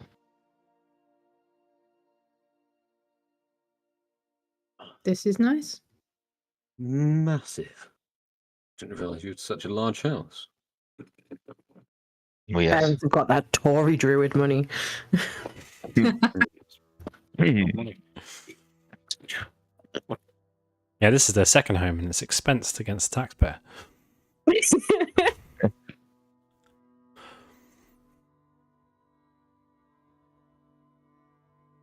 Anyways, make yourself at home. Mi casa is su casa.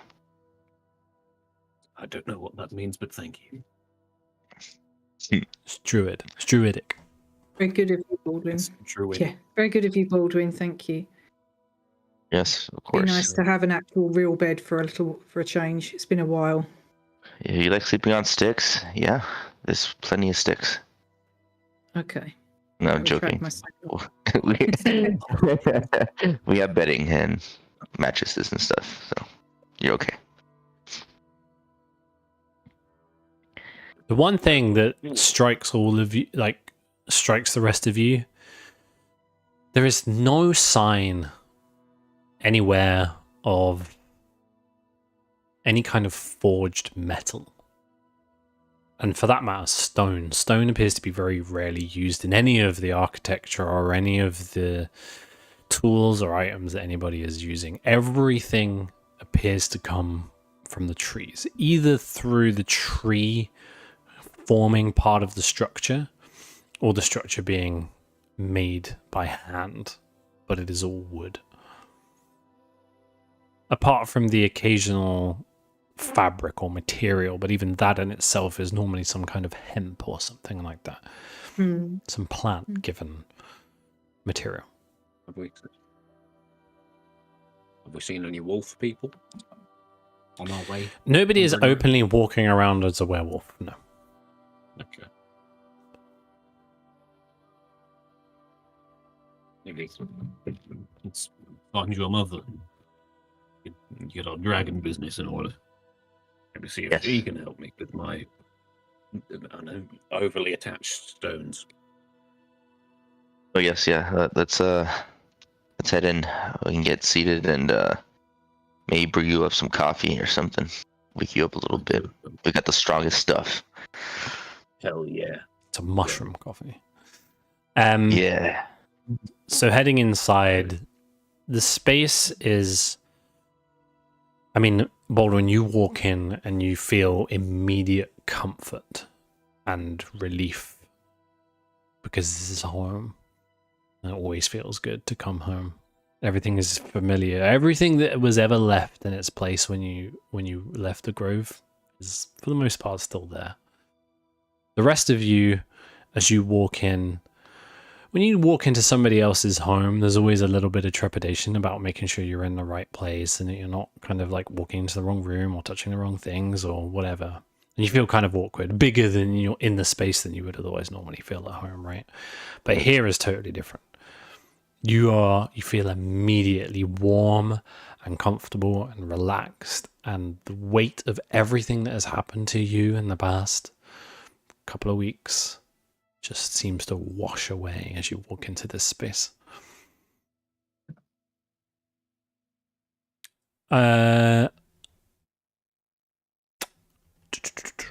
Shimmer, make a history check for me. Good luck. I can do history things. That's one of the rare deja vu rolls. Yay! Me, go me. There's a sense of deja vu, but I'm not sure why. Mhm.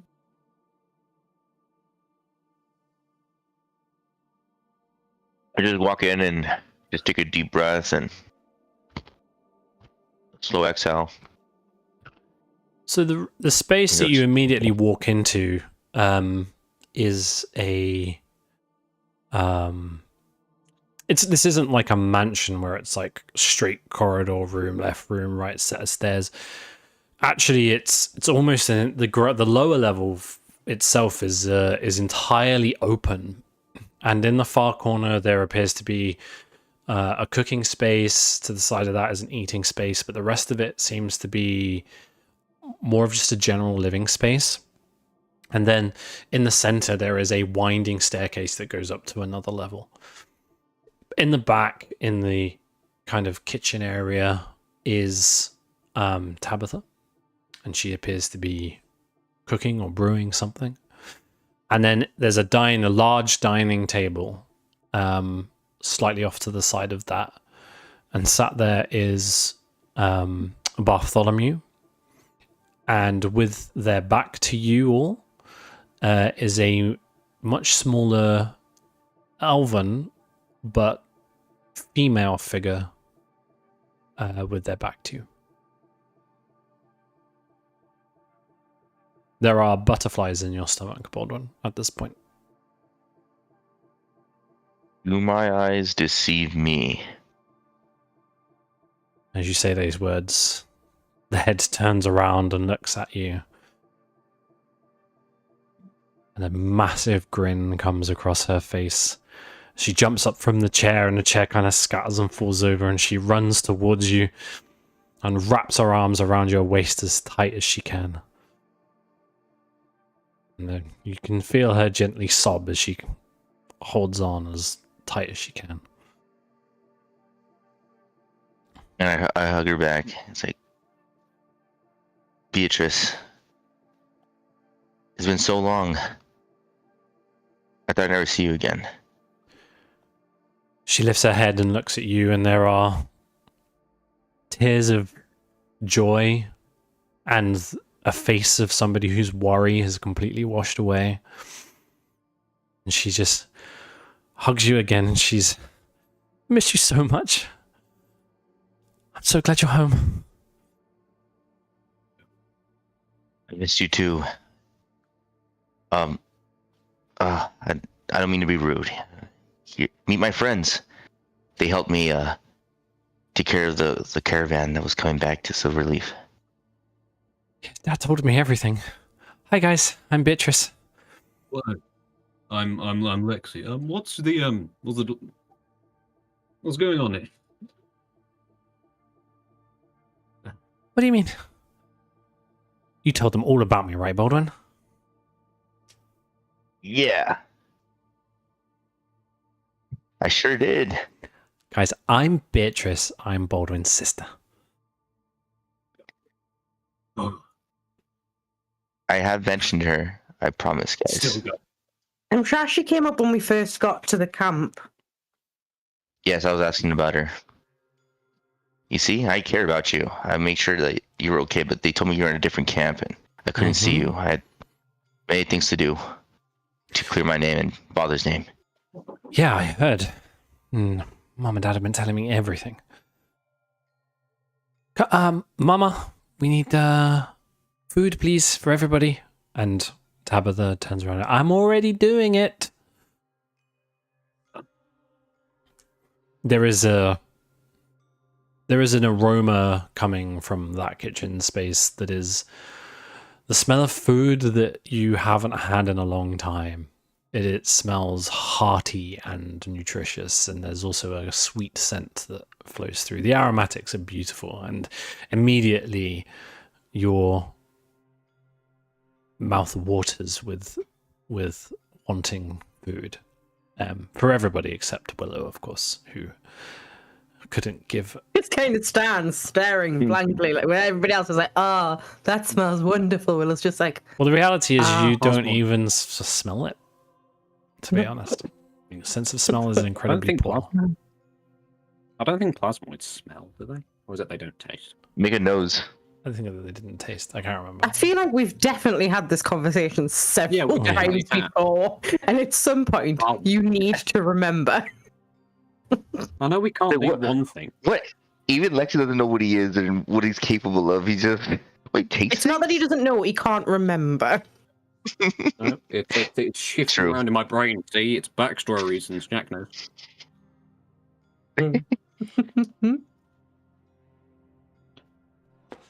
Although that smells delicious. I missed your cooking. Jeez. Oh, come, take a seat, and food will be served shortly. And Beatrice will grab your hand, Baldwin, and kind of drag you towards the dining table and push you towards a seat. She I'm coming. All right. turns around to the rest of you and says, come on, come, sit. There's plenty of seating around this table, enough for everybody and more. Like he's slowly oozing his way over. Tabitha kind I of don't know. I'm just picturing my head. Just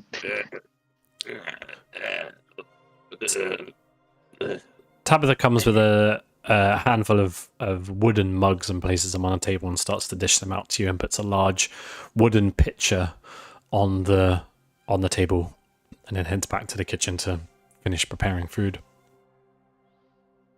I kind of just like say this like openly, I guess, like directed towards my parents, and I apologize through all this excitement and seeing beaches again. My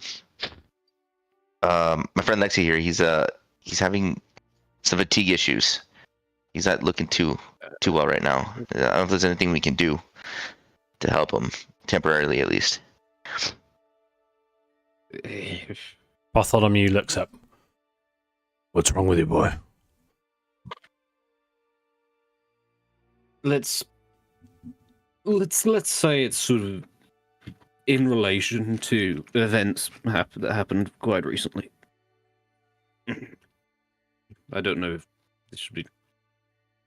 I don't know who's allowed to hear this, is what I'm saying. I know you're very specific with your secrets. We're safe within these walls.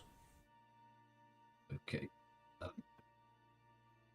I've been having some issues with these strange stones. Bolden, your mother should know about the first one. They're magical in nature. They seem to be in relation to Venomfang, the dragon. The first one is giving me sort of nightly nightmares of horrible visions,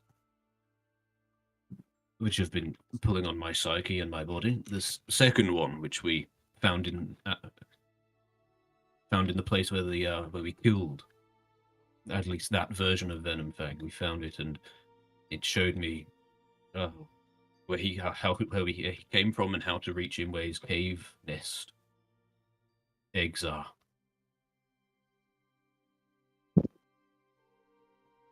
Would you allow me to see? Yes, the things that you probably think are my eyes are them. Okay. Do you want to put it on the table? I'm not going to pluck it out of your head. Yeah, I will sort of just slap against the table and drag backwards. Kind of like looks at the goo you've left on the table and leans over and throws you a rag to clean it up with. Picks up one of the stones. One of them, the first one that you attuned to, is much darker than the most recent one. In fact, the most recent one is almost pale in color. He picks up the darker one and looks at it. And Do they look like they've changed colour, or is it just that the nah, colour they different were, from each other? they were always like that. Oh, okay. He studies the stone for a second, and you can see him thinking, scratches his head a little bit. Oh, shit. Oh, that's not a good thing to hear. That sounds good. You recognise it, Dad's obviously. oh shits are never good. Silver linings, yeah. Guys, have I cursed myself again? Wouldn't be the first. I am pretty certain I know what this is. And the fact you have come across it and made a connection to it is a rather worrisome thing. And you have two. So which was the first dragon that you killed? It's this same dragon, really. He sort of revives himself with this soul egg and comes back stronger, but we know where No, I mean, which one was when did you take the lighter colored one? Yesterday. That was from the dragon. The first one was on Xander's body. And where did he get it from? We don't know. You believe Venomfang gave it to him? Yes, Monev, the wizard who was Venomfang. Yes. The one that deceived Xander. Unfortunately, that doesn't make any sense. What do you mean, Father? These stones, if memory serves me correctly, are memory stones. Memory stones. In particular, ones that are left behind upon a dragon's death, or, depending on how it is killed, when its body is deceased. Dragons can live for longer than their mortal body will allow through a connection to their soul egg. This darker gem, or stone, is from a much older, I would assume much more dangerous dragon. And the one you collected yesterday, you say is from Venomfang. So, they are not of the same dragon. And That's what we need. these stones show memories, not visions, not predictions, memories. Correct, they show memory, yes. That is another terrifying discovery. So Manip Explain. wasn't Venomfang. Or not. The visions the first stone caused me showed a much larger Venomfang and other people we have fought and some people we've killed or imprisoned somewhere. This could have been from a time when they were all active, but it's showing the larger Venomfang, and then we know he comes back stronger. It sort of... It could cause... It has been seeing visions of destruction and death almost nightly. That's what's been mainly pulling on my endurance. Where did this destruction and death take place from these memories?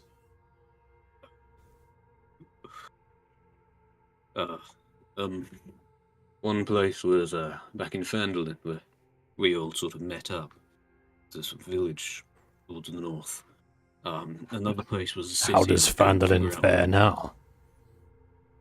Fandolin is, as far as we know, prospering.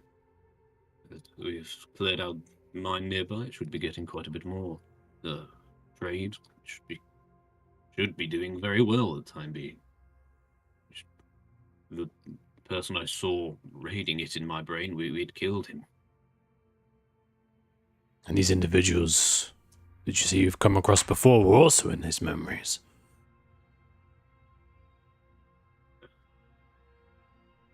Yes, another memory was a fellow from, what was Iano's evil guild thing?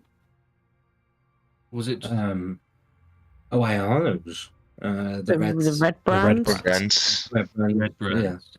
Yeah, another person I saw on the second night was Iano, who was a I'm not saying a strong wizard, a wizard of Summer Glassstaff. He might have heard that name. We defeated him, and he should be jailed far up north. I don't remember the name of the prison, but I saw him in my dream. He was in this tall offshore tower with 5 turrets and a giant flying blue and grey thing. But he should be way far. Did he look younger than when we saw him? When I saw him? When I got an image of Iano? Make a history check. Make a perception check. Oh, can it be history? No. And at disadvantage. Okay. Because of your exhaustion. Yep, 6. It's hard to tell. The dream is too blurry, he was too far away. It's hard to tell. He looked different, he was definitely wearing different clothing. Okay. So, hopefully these are of the past. These are events that have been done. I don't know if you would have heard of any horrible events happening in the past involving these figures. None as catastrophic as you are suggesting that you have seen. Lovely. Am I remembering correct that Fandolin is like a bit of an upstart town, but like the way like it's rebuilding, like there's ruins there and stuff like that, and it's like kind of recently started again.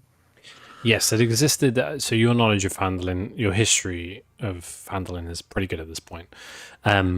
It was a town that was quite prosperous hundreds of years ago, but was destroyed in a battle for Wave Echo Cave. The destruction lasted for a long time until people began to return to start to re-inhabit it. And in more recent years, in the last kind of 50 years or so, it's started to become more popular, and even more so since your arrival and the removal of the red brands and the reinstatement of the Way of Echo Cave. So it has history that's pre its current state. So yeah, it's on the up and up again from where it was before.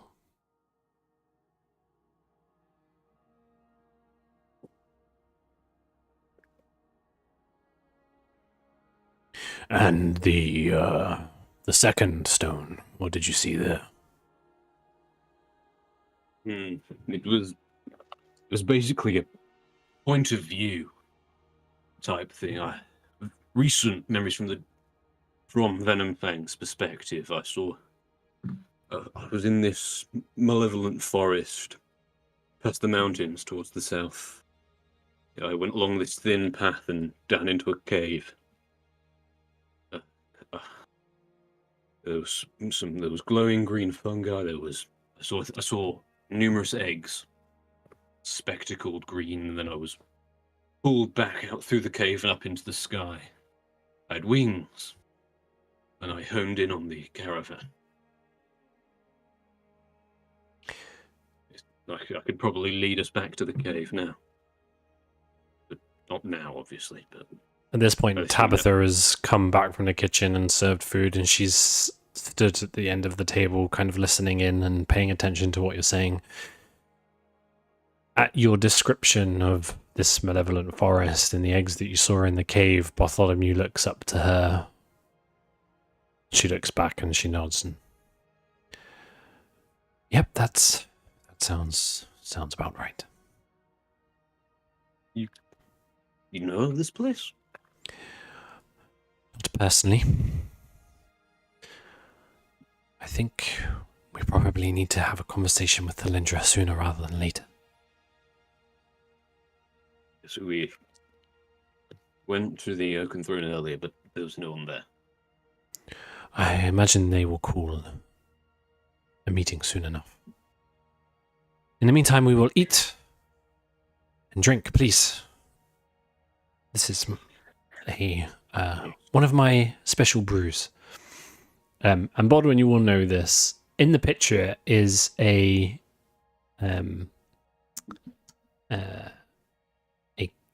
chamomile brew that is almost like a mead. It is alcoholic slightly, but your mother's version of it, it's very common throughout the Grove, but your mother's version of it is pretty much famous throughout the Grove for being the best.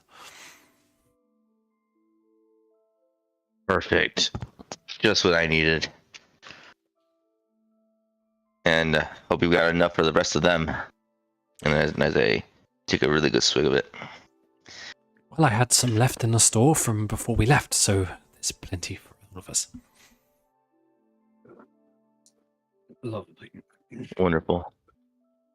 I'll take like a deep sip, just savor the taste, I guess, of alcohol and that like kind of relaxing feeling you get, as if you've, that's the first pint you've had in like 50 years, that kind of. I can't express it enough, but the stress and the emotional trauma that you guys have experienced, it's not that you're suppressing it right now. It's almost as if this place is kind of taking it away from you. Quite literally leaving your problems at the door. In a sense, yeah. And if you would like to make another history check, Shimmer, since you've been here for a while, I'll allow it. The alcohol will aid my history. Perhaps. Always. Thank you. Oh, Jesus. Now one. Fuck me! Nope. You got word. That's was a 2? No, it's 1. So annoying. Hopefully it's in order, so the next one's going to be a 20. Can we break the rules? Can I use a luck point on that? No, it's not my rule. It's so frustrating. You can do that anyway, right? No, luck's got to be for me. Then you I use can't luck give it points to- against other people's attacks. Yeah, but if it's attacking me, like I can't You know what? do it for other people. I will extend the Ooh. soulbound connection feature between you to allow you to use your luck points for Shimmer. Get in. Wow. Cool. Sick. Sick. Get in. There you go. I'll use a luck point for you, son. Fucking use it well. Thanks. Watch me squander it. But How I'll many only nat let you ones do in that a row? once a day. Ah, Jesus. 10, finally. brilliant. I hate myself. 10 is a DC. Well, he could always have added the D4 as well. Yeah. Good done. Hmm. Okay. Shimmer, it takes you a while, and like there's been so much shit swirling around in your head that while you feel very comfortable, like accessing your memory and being okay with being in a comfortable space is a little bit challenging for you. But the feeling that you get right now is almost like being back in your own home. And you feel in this space a very faint but reminiscent feeling of the Feywild. Almost like its energy and its magic and its presence almost seeps into the grove in some way. Cool. A leak.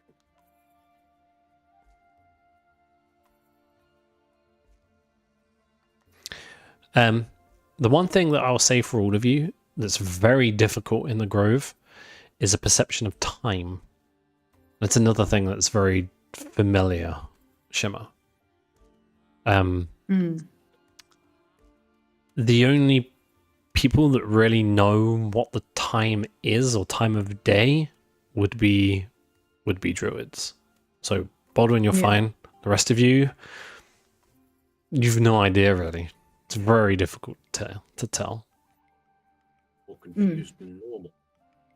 But it's not a horrible feeling about this. Like, the sense of time is also the lack of sense of time is what's also providing you with this sense of comfort and safety, because you're not worried about perpetual clock ticking or when the sunset is coming and then therefore nighttime. There's this perpetual luminosity from the moonlight that shines down in the twilight. And so that in itself is releasing the pressure.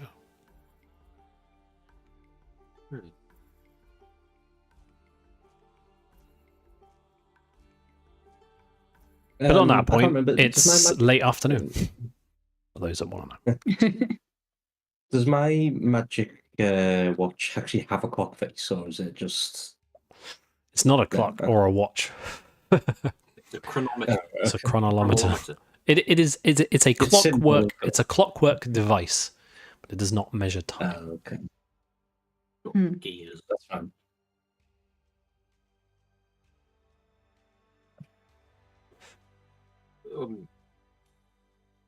I thought sort of an address that I'm like, would either of you happen to know a certain enchantment or something that will help me drop these stones? I'm very much draining. Tabitha, what do you mean? You're struggling to disconnect from them? Yes, I tried earlier this morning, but they're rather attached to me.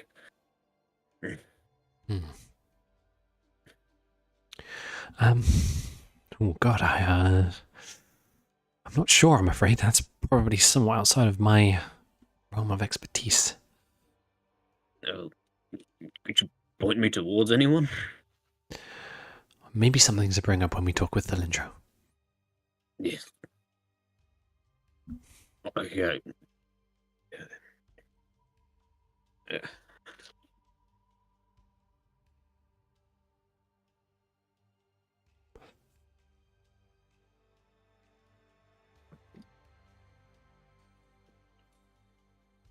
I'll sort of form a straw and drink my mead. Is there anything anybody So, wants to do in particular? Probably not while we're eating. I think that after the meal, Shimmer would, but let's eat first. Yeah, you spend the next couple of hours having a hearty meal, sipping on the mead, chilling out, really, letting the beauty and the tranquility of the grove wash over you. Engage in conversation, not deep conversation, but just come to learn about each other and Baldwin's parents a little bit more. Next couple of hours, you finish your food.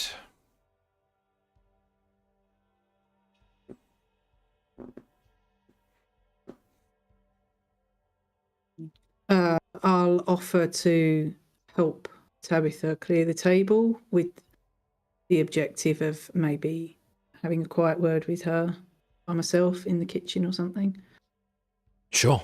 She I don't know what the Druid custom is. Maybe you throw the dishes over the balcony. I don't know. Well, I mean, it's wood.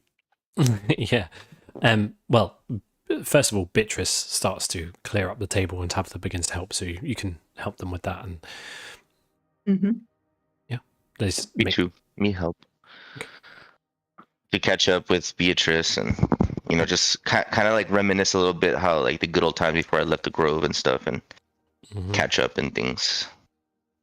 There is a brief moment, Shimmer, where you could have a conversation with Tabitha in private. Yeah. So I'll ask Tabitha. I get a very strong sense of my own home here. It really reminds me of the Feywild. I know that there are some places in the world where the veil between the planes is thinner. Sometimes, always. Sometimes. And I just wondered if this is one of those places. Why I feel so close to home here. That's quite astute of you. Yes. There is the veil between this world and the Feywild is a little thinner here, and its magic and its presence makes its way. I believe it's part of why trees grow so tall. At least that's what some say. Do you think it's possible for a person to pass between the veil, or is it not thin enough here? I don't know. I don't know that anybody has tried. Or where in the grove that would exist. I suppose it's possible. Okay, that's worth knowing. Thank you, I appreciate it. I'm glad you feel at home here, and I do want to apologize for being defensive before. It's not my intention to be difficult. Things are quite complex. And Well, I apologise for being impatient. I'm afraid that's one of my many flaws. Sometimes I find it difficult to be patient when it's something I want. well, I'm sure it's also a boon when it needs to be. Maybe one day it will be. I'm yet to come across that, but... Well, you must always seek to find the best in yourself, and even with flaws that we all have, apply them in the right way, and I'm sure good things will come. Thank you for helping clean up. I really appreciate that. No, of course, anytime. Baldwin obviously has his own room, but the rest of you are welcome to the third floor. It's entirely yours. It's not in use at the moment. Make yourself use of the beds and whatever else that you need to there. Thank you for your hospitality. You're very welcome.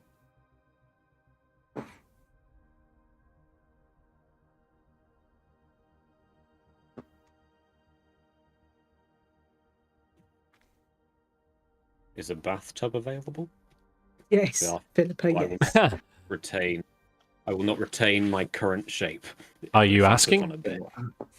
I mean, pretty up. I'm asking the room because I am just absorbed into this chair.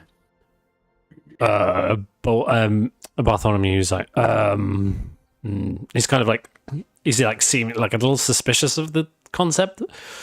There is a Or bathroom. basin is fine. There's a bathroom basin. further down the hall that way. There is a it's not a bathtub. It's almost like a very wide, shallow barrel that is used for bathing that you could slot yourself into if you wanted to. If you lot wouldn't mind, I don't want to fall through the bedding and seep through the floor. Tabitha says, well, you stay wherever you're comfortable. Thank you. At this point, in the center of this space is part of a tree trunk that kind of moves up through the other levels, and it's maybe 10-15 feet away from the dining table. But you all hear a cracking and creaking sound.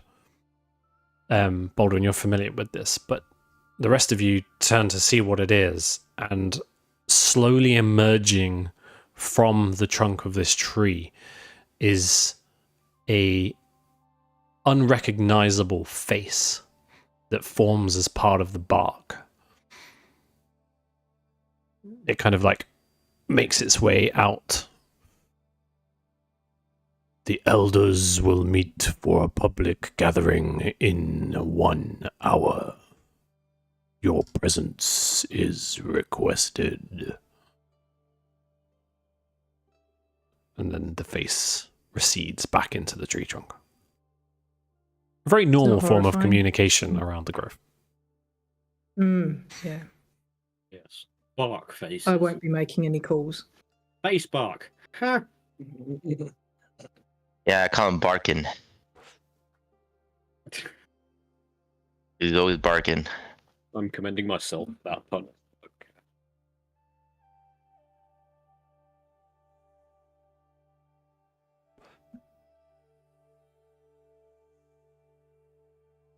Before we go then to this council round, Shimmer turns to the boring and says that before we have to sit through this, I'd quite like to get some fresh air. Do you want to join me for a little walk?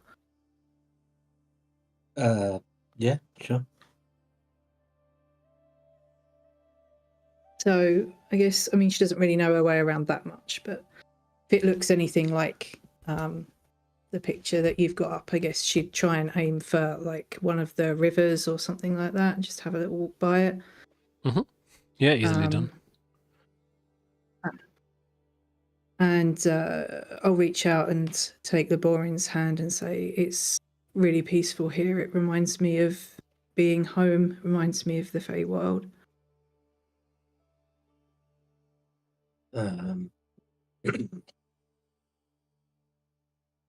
Well, if this is anything like the Feywild, it's no wonder that you miss it. Yeah, I do miss it. I don't think I really realised how much I do miss it. It's really difficult, you know, my people and my clan, there's such an emphasis on living in the moment, and living with whatever you're feeling at the time. And ever since I've come here and had all these adventures, if you want to call it that, I just, I think I'm beginning to understand what anxiety about the future is, and this is the first time for such a long time where I've not felt any of that, and it's really refreshing to be able to live in the moment again, just for a little while. I'm not really used to it. Always have to look over my shoulder and wonder where the next meal was coming coming from, or where the next big score would be. It feels nice. But, and look, we'll get you home soon enough. Yep. Obviously, things there to settle, and maybe amends can be made between you and others. Maybe, as much as being home would be nice, it's not something I'm really looking forward to, if I'm honest. That makes two of us. Just glad that we don't have to go to Neverwinter anytime soon. Whatever we do, we'll do it together. You, me, and the rest of them. Yeah. Yeah, it's nice here. It's a shame we're going to have to leave and go and face that idiot dragon again.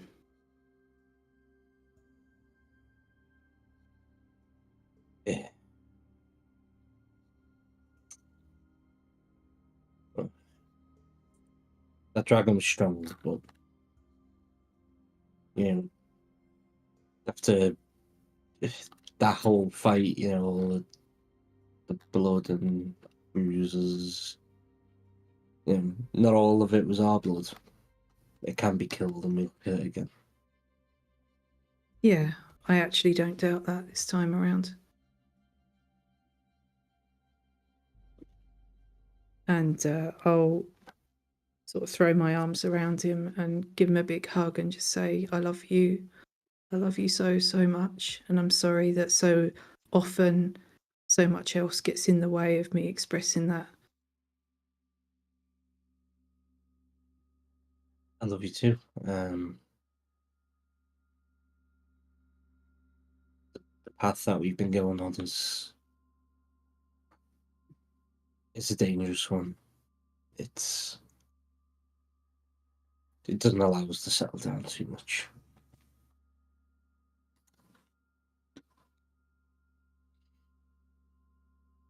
Oh, I suppose we better get back. Can't be late for this meeting. Yeah, let's see what they have to say. All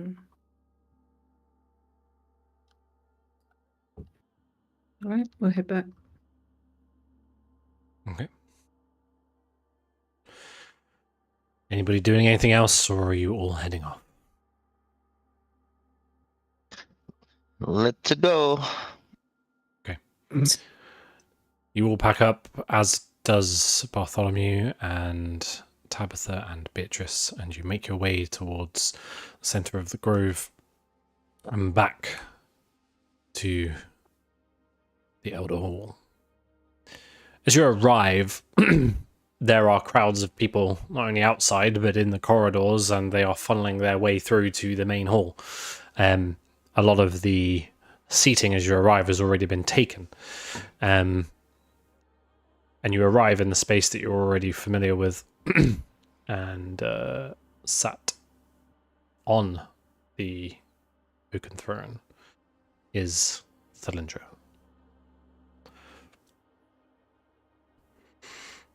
People are kind of chattering. There's a lot of noise in the space, but you all stand close to each other. Next to her is a another individual who I will find you the character for very quickly. Apologies.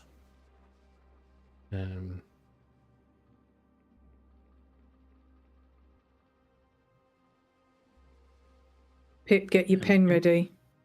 She must be giant if that's the Oaken Throne. Get it ready. No, Dude, that's you have she's no not. idea. She's not sat on the Oaken Throne in that picture. So around her and sat on smaller chairs are a bunch of other, presumably elders, but sat directly next to her with a small pedestal in front of her and a what appears to be parchment of some kind is a dwarven woman who I've put in the Discord, but not on Foundry. Oh, she looks very serious. Wow. Headmistress. Baldwin, you know this dwarven woman to be Hilda Ironquill, and she is the Silverleaf Grove lawkeeper.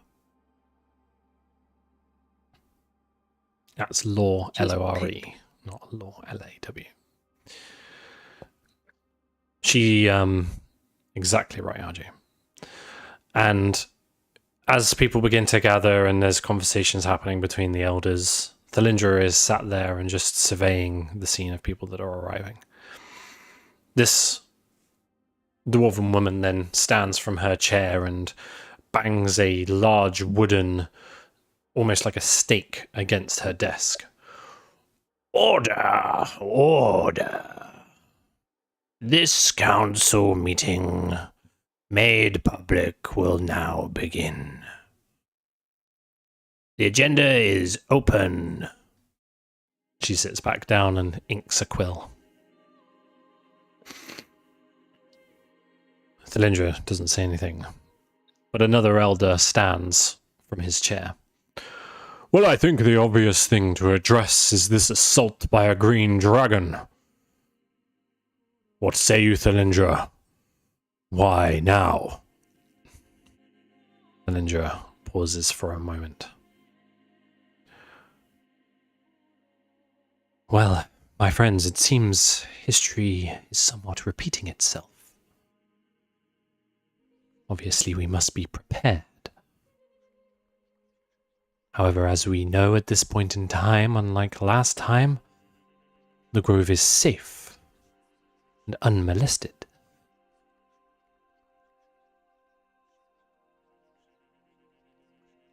The obvious route is to seek this dragon and destroy it. Another elder stands and says, And how do you propose we do that, Thalindra? We are weakened. We have no warriors left, and those that we do have are extremely well beaten. We do not have the force as we have once before to defeat this dragon. Who here proposes a solution to that? Another individual stands. There's a lot of debate at this point between elders. Members of the public kind of every now and again just kind of chime in, but it's broadly ignored.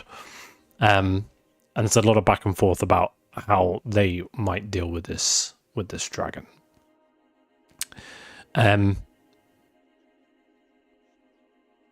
It's then that there's a voice from across the hall that shouts quite loudly. And it's Michael. My Lady Thalindra, if it would suit the council, then I would like to seek this dragon and destroy it. Thalindra looks at Michael. And do you believe this is something you could achieve alone, young Michael? If I must, then I will. I must protect the grove and I must protect my son. Another elder stands up. Not possible. It cannot be done by a single person. We must send a party, we must send a group. Another shouts from somewhere else. With what warriors?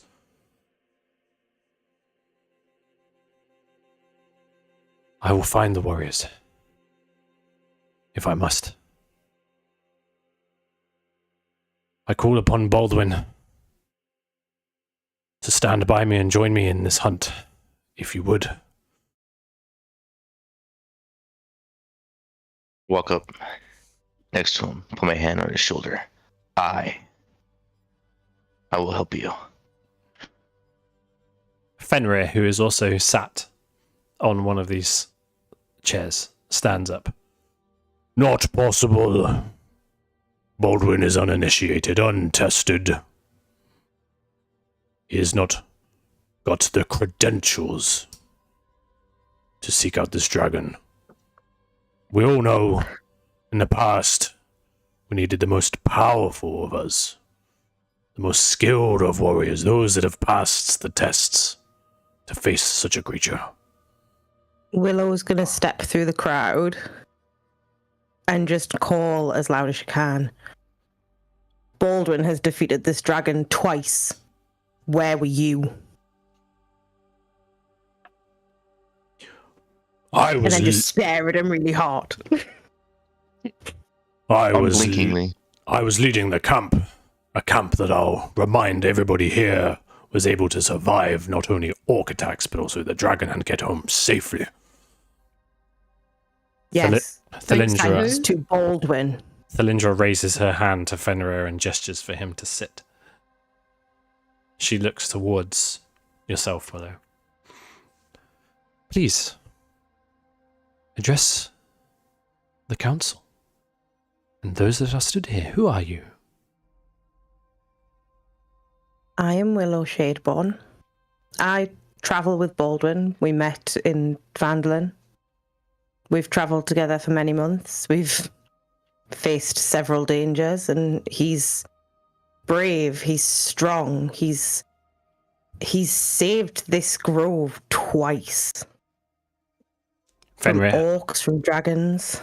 Fenrir stands up again.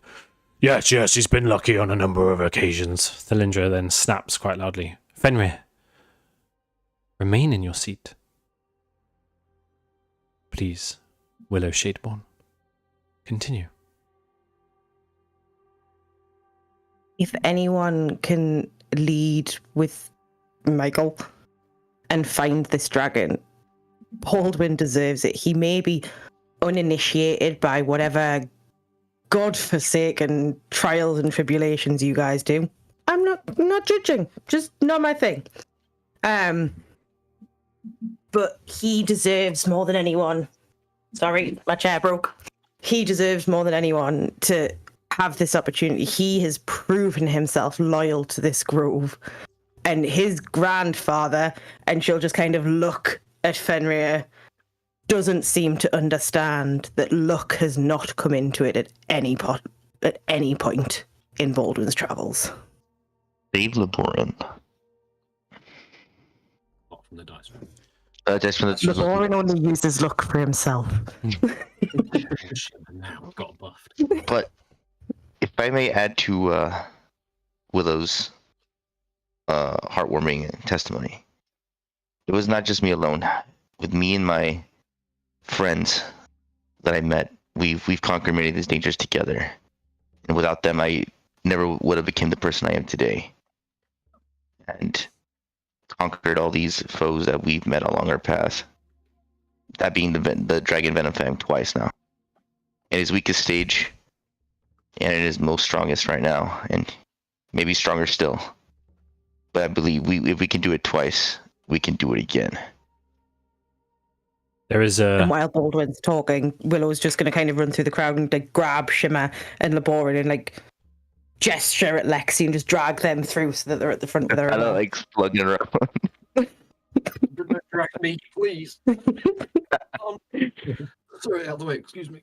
Thelindra's face is one of interest but also confusion. There is a voice that comes from within the crowd. I support this. I have seen them. They are warriors. And there's a few yeses and nods and ayes throughout the crowd.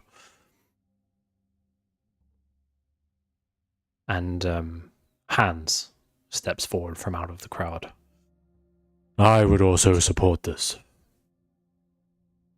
I am fearful for my son's life, of course.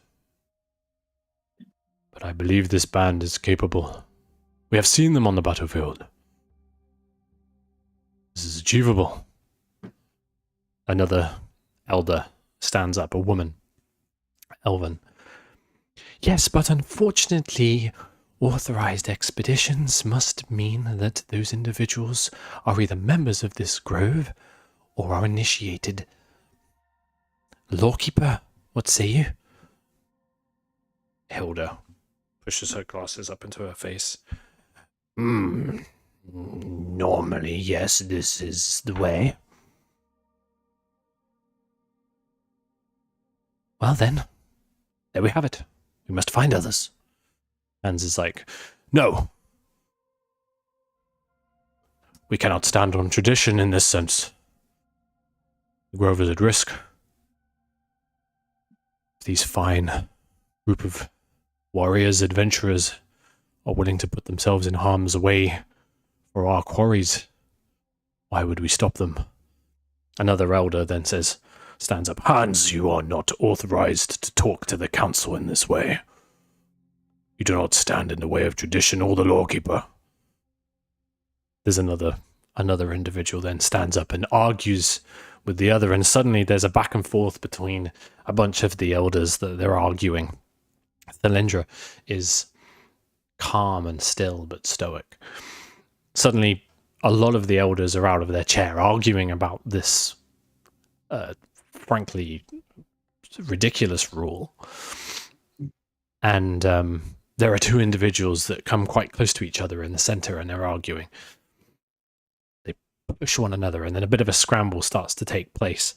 They step back from each other, and in an instant, they both begin this transformation into these werewolfish forms that you've seen before. Horrific, enormous, growling and snarling. They kind of poise towards each other. People make a clearing in the space. Thalindra is still entirely calm. They kind of circle around each other a little bit. And at the same time, they leap through the air towards each other, about to entangle, as Thalindra raises her hand and snaps her fingers, and they both shift into two little butterflies, begin to just dance around each other. She pushes her hand away, and the two butterflies kind of entangle themselves in each other and drift out of the chamber.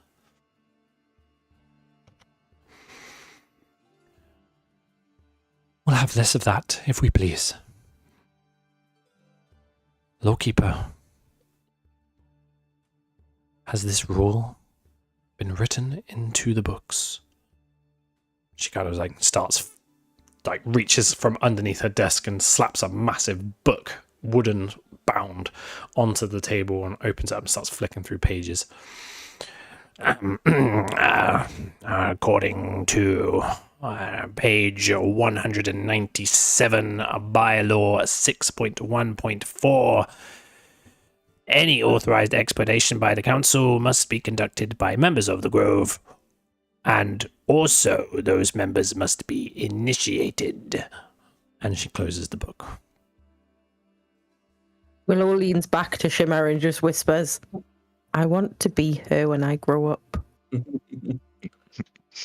I'm going to step forward and say, look, as you've rightly pointed out, we're not members or initiated, and therefore you don't have any control over what we can and can't do. We're going to go after the dragon, whether you want us to or not, with your help or without.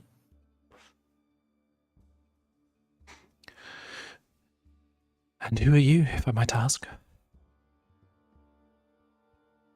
I am the boy.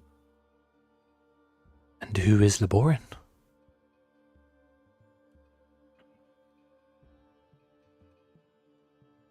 I'm just the boy. No more. A man of few words, I see. Very well. You're right. We cannot stop you. And it's not to say that we would either.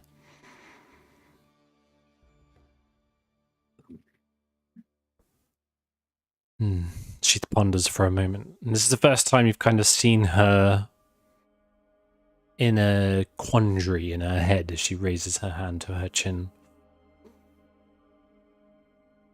Michael then steps forward again. Lady Thilindra and the council.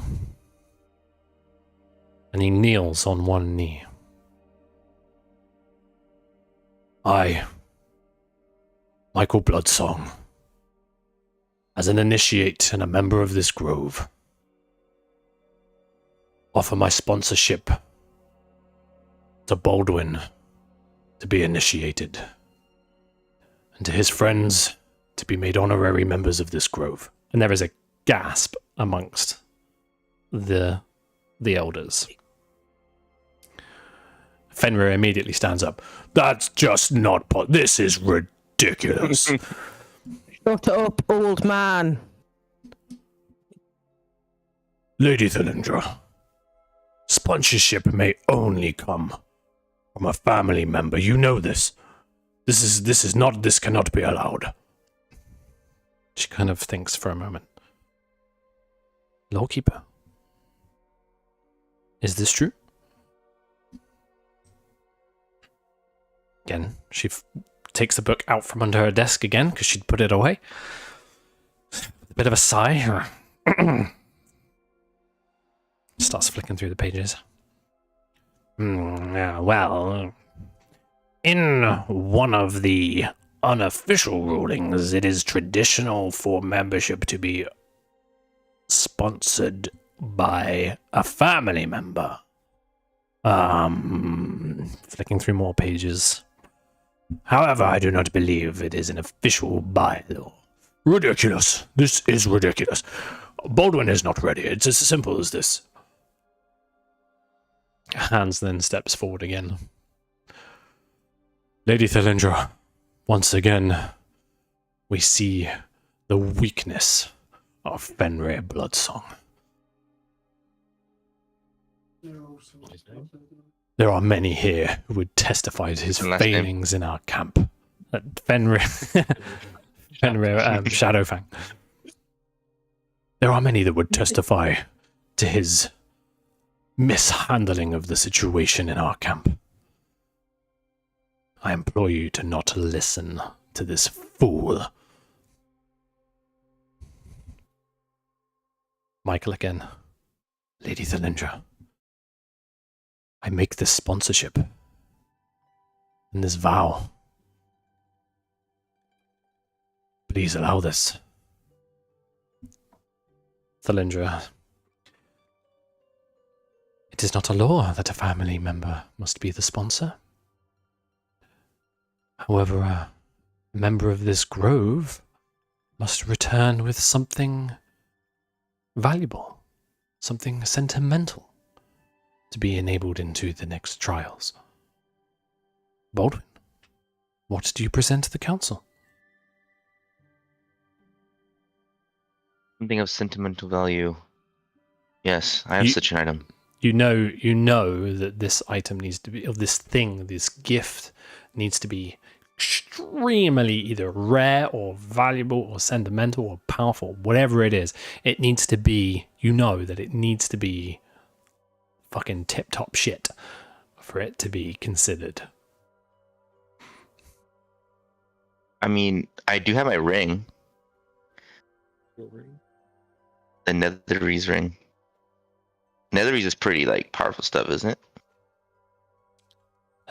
What rarity is it?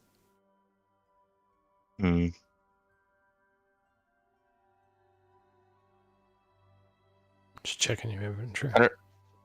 Yeah, I have no idea.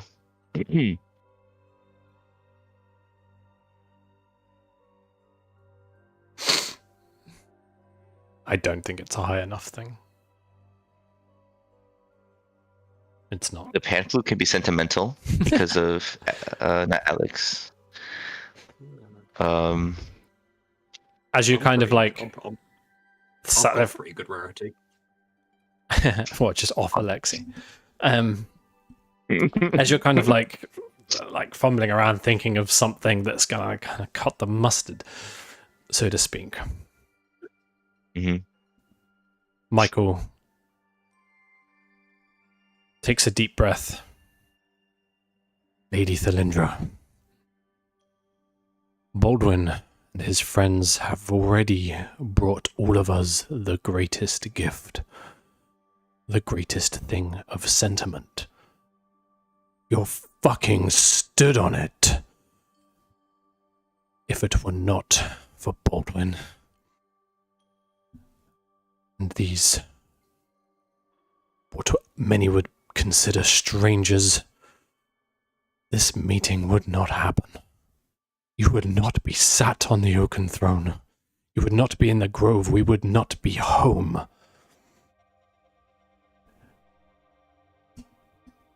The greatest gift is not in your hands. It is under Fenrir's arse.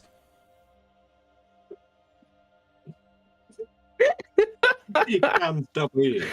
I fear I have started an uprising. Lady Thalindra pauses for a moment. There's a few people, there's one elder that stands up. He's like, that doesn't count. That it has to be a thing. It has to be an item. Lawkeeper, it has to be an item. And Hilda's just kind of like, it is for the council to decide whether the item is suitable. The gift is suitable. Lady Thalindra then pauses for a moment. You make a wonderful statement, Michael. One I cannot ignore.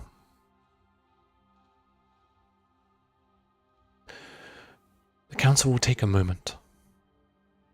We will recall back to our chambers. We will return in a moment with a decision. It will be voted.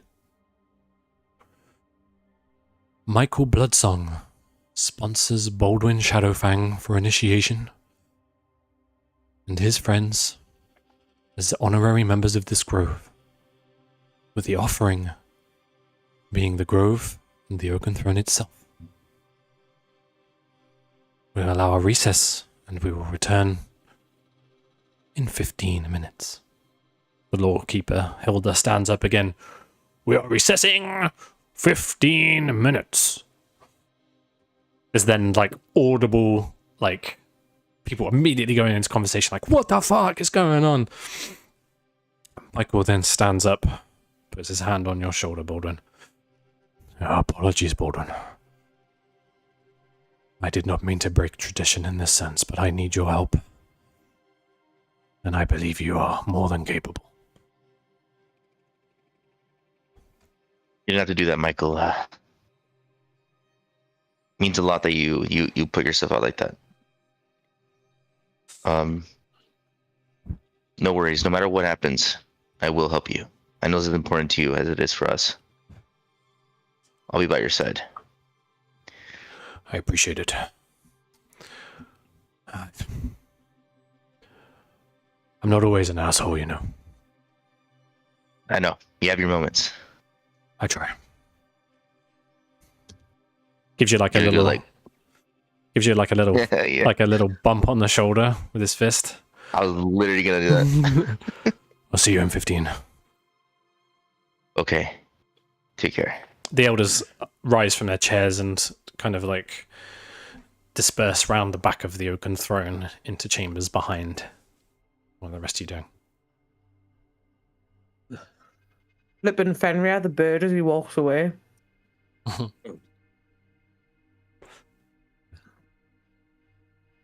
I'm gonna entertain the crowd with a rendition of the Heroes of Phandalin. Oh, nice. Make a performance check. Oh dear. Your luck, The way man. my rolls have been going of late. It's pretty good. There's as much conversation as there was, kind of like dies down a bit as people start to pay attention to you, and there's a few nodding of heads, and yeah, people are vibing. Cool. That's me. They're probably thinking, who's this Kit guy she's talking about? Anything you want to do in the time that the council deliberates? My parents there? Yes. Yeah, I guess I'll talk to him then. I guess just like, so how do you think it went? There is a look of extreme worry on both of their faces. Beatrice is kind of like, seems fine. She's kind of excited by the concept. But your parents are a little bit like, oh, I'm not sure about this, Baldwin. What seems to be the problem?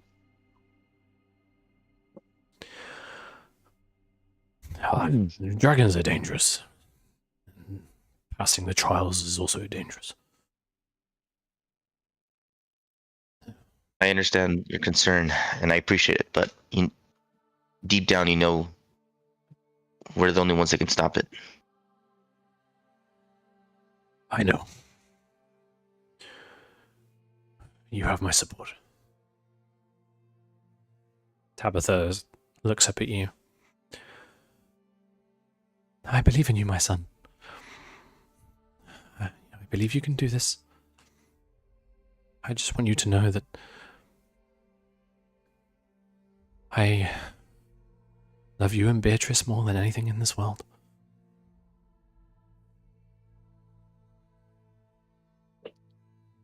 I do, and I love you all as well. And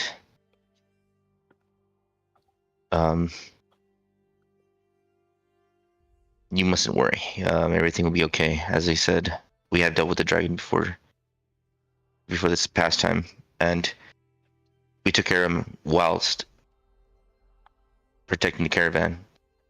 So if we take the fight to his lair, we'll have him on the back foot. I hope so. I will, well, if this works, I will make some preparations and supply you as best I can for the journey and for the battle ahead. Yes, that will be very beneficial to us, and I greatly appreciate it. You and Father do too much. We'd do anything for you, Baldwin. You know that. Yes, and now it's time to repay that back. You already have, my son. You already have. She gives you a hug. And Bartholomew just gives you a hearty grip on the shoulder. Mm. People are still chattering, and then the chattering is broken with silence as the elders make their way back through either side of the oaken throne. Some faces of smiling, some faces of not so happy. Everybody takes their seats. Hilda stands again and bangs on the table. This council meeting is reconvened. In the interest of Baldwin Shadowfang facing the trials of initiation, and his friends Lexi, Willow, Shimmer, and Laboring being made honorary members of Silverleaf Grove, with the offering of Silverleaf Grove and the Oaken Throne, with a majority of 8 to 7, the council is in favor of this order.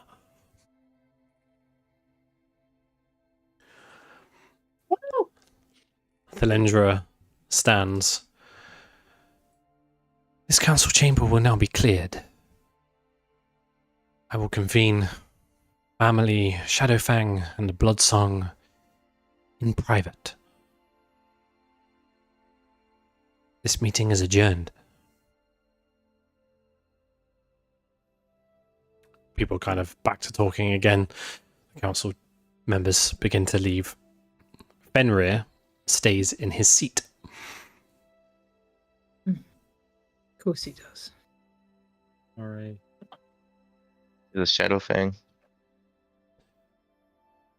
As it takes a few minutes for the chamber to clear. Once it does, other than yourselves, Tabitha, Bartholomew, Beatrice, Hans, Michael, and Thalindra and Fenrir, you are the only ones left in the space. Thalindra, come closer, come closer. There are a set of stairs that kind of lead up to the oaken throne. She gestures for you to stand or sit around it. She stands up. Baldwin, there are some truths that you must know. Fenrir's like, no. He may be initiated. There are things that don't need to be said. The ninja snaps back at him very harshly. Fenrir, I think I might have heard enough of your voice for today. You are excused. But I am Shadowfang. I am head of of this family, and you cannot just kick me out. You will leave, and you will do so now.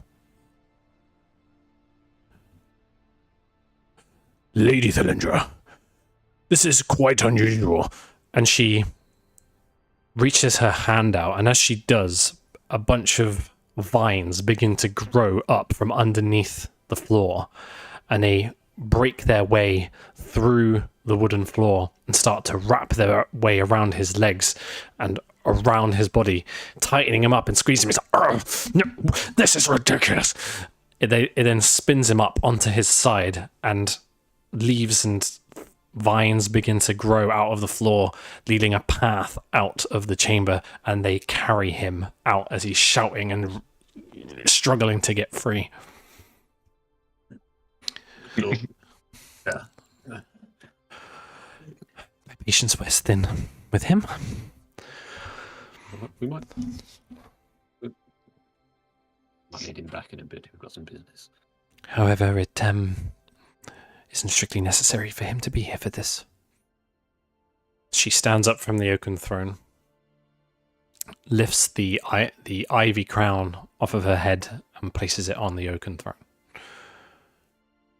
She adjusts her robes and takes a few steps down the steps and sits on one of them and looks towards you.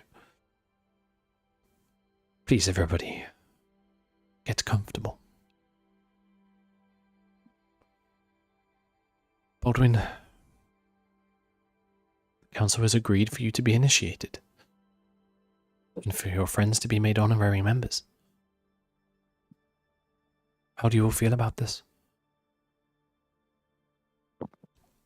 Great honor, to say the least. Wish I had words to describe it.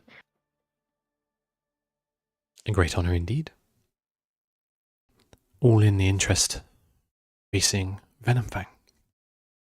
Of course. A green dragon.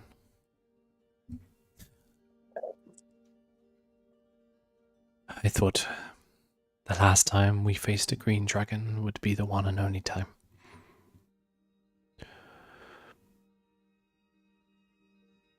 It is tradition for a family member to sponsor an individual that is going to face these trials, but not strictly law. Nevertheless, some things to discuss. Sorry, I'm moving some screens around while I babble. You're good. I have removed my crown and have stepped off of the oaken throne. As the leader of this grove, I must put the grove before family.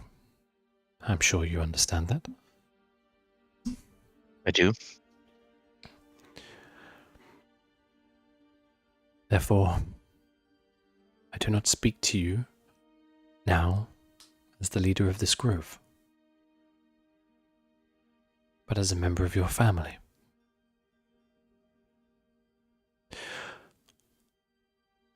Before I led this grove, and it seems hard to believe, I was once in love, truly and deeply. My soulmate, if you would like to call it that. For the longest time, it was simply the two of us against all the odds of this grove. And we lived peacefully under the canopy of these ancient trees, our hearts filled with the forest's quiet magic. Then one day, I felt a new life stirring within me. In time, I gave birth to our daughter Alariel. It will be obvious to you all that neither are here now. From her earliest days, Alariel was fearless. She roamed far beyond the safety of the grove, always testing her limits.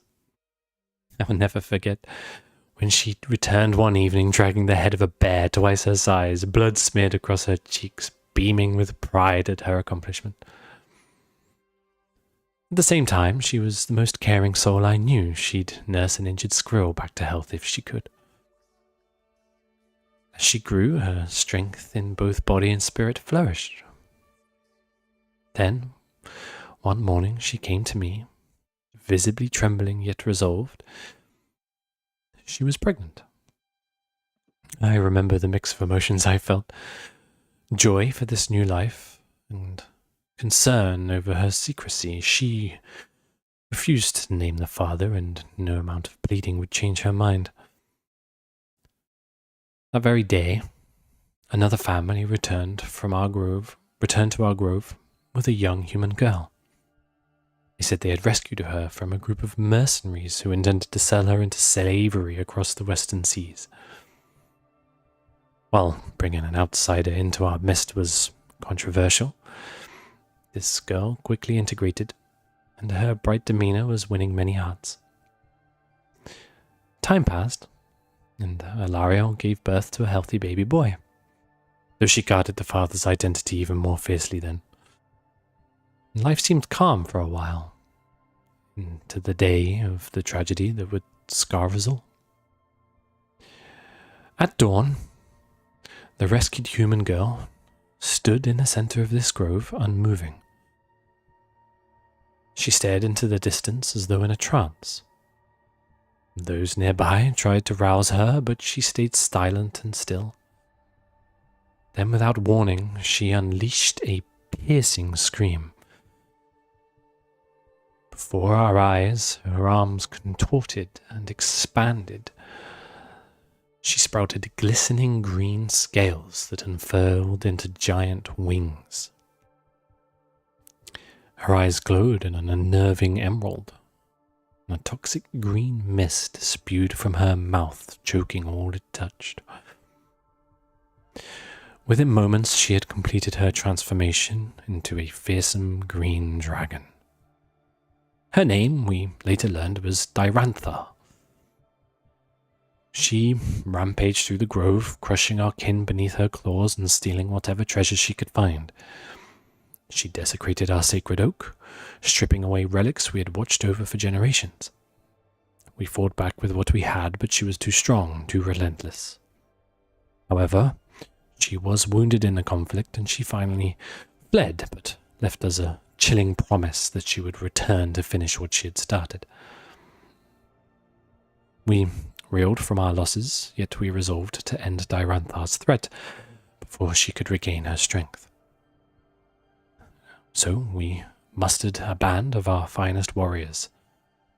My husband led them, and Alariel went by his side, along with Fenrir, Thyric Bloodsong, and the ranger known as Kylen.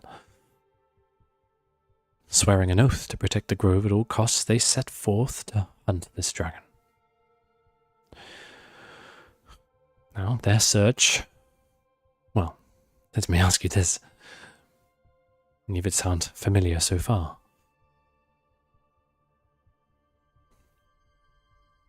That bit. Yes. Well, their search led them far beyond our familiar woods, and along the way they found clues of Diranthar's passage. Ravaged wildlife, pockets of lingering poison that warped the plants, and whispered tales in nearby villages of a green-scaled terror. Each time they thought they were close, the dragon seemed to slip away like a phantom.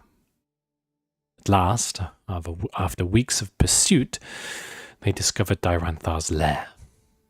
It lay in the heart of an ancient forest swamp, where the canopy was perpetually draped in a poisonous fog. There, in a cave, amongst tangled roots and stagnant pools, the dragon had begun laying eggs. Dozens of them. She was building her brood, surrounding herself with a hoard of ill-gotten gold, gems, and relics from across the region. The party of fearless warriors, including my husband and my daughter, launched their attack in the dead of night, hoping to surprise her. They shattered the eggs they could find, each destruction fueling the dragon's fury. Diranthar descended upon them in a whirlwind of claws and toxic breath. The very trees seemed to writhe with her presence, releasing more noxious vapors at her command. Thunderous clashes and the roars of battle echoed through the cave and the swamps for hours.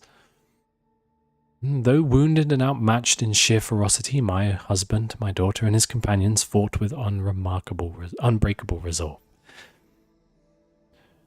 In the final moments, they discovered Diranthar's soul egg. Are you familiar with soul eggs? Yes. Yes. A soul egg is the core of a dragon's essence. Shattering it is the only way to ensure that she could never rise again. Spurred on by desperation, they struck the egg and destroyed it. The reverberation of that act rocking the cavern and the very air around them. She takes a deep breath, and you can see that there's tears are starting to form and swell in her eyes. The triumph sadly came at a terrible cost. When my husband made the journey back home and walked through the grove's entrance, he was nearly unrecognizable. He was scarred and sickened by the dragon's poison, and he cradled in his arms Ilariel's lifeless body. In his final moments, his strength draining from the wounds and toxins the dragon had inflicted, he told me what Ilariel had whispered as she lay dying. She had finally revealed the secret she had held for so long. The father of her child was Thyric Bloodsong. She wished for her son to bear the name of his grandfather, my husband. She wanted the boy to be named Baldwin.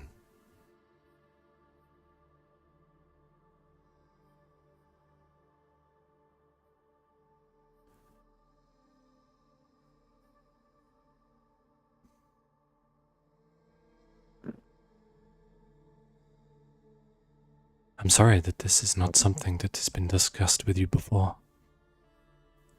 Definitely the first time hearing of it.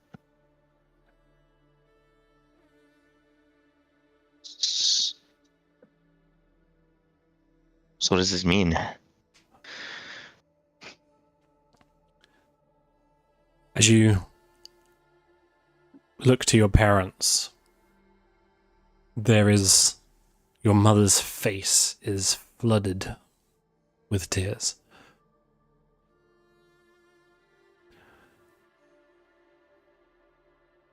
Baldwin, as you well know, the next leader of this grove will fall to an heir.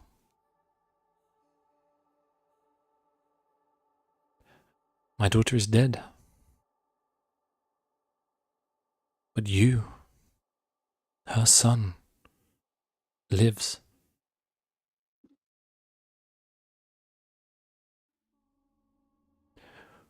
it was decided that we must protect you and the identity of your father, since their relationship was not strictly official.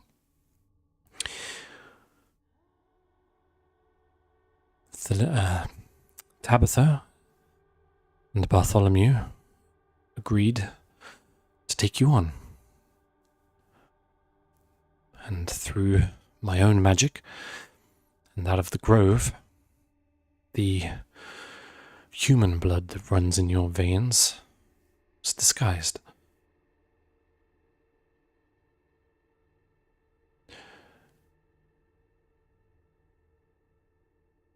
You are as much Bloodsong as you are my blood, and heir to the Oaken Throne.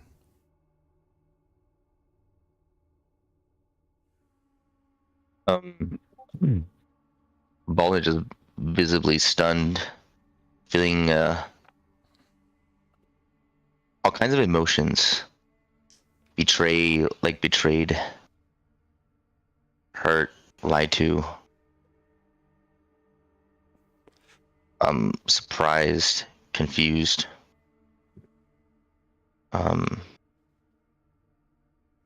Speechless, really. You feel a Like hand. just kind of like. You feel a hand on your shoulder, and as you look up, it's hands. I'm sorry, my boy. I did not agree with this. My brother certainly wouldn't have agreed to it. Thyrek was a strong warrior.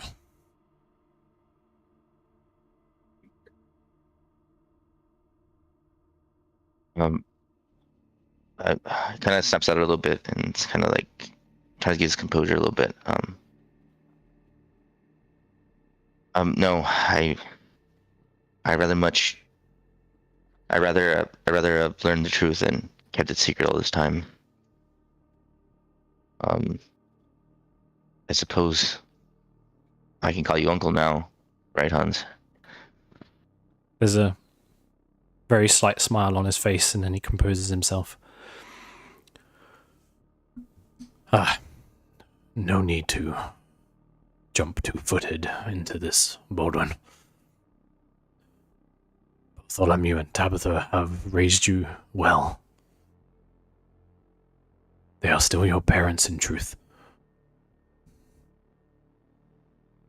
But your family grows.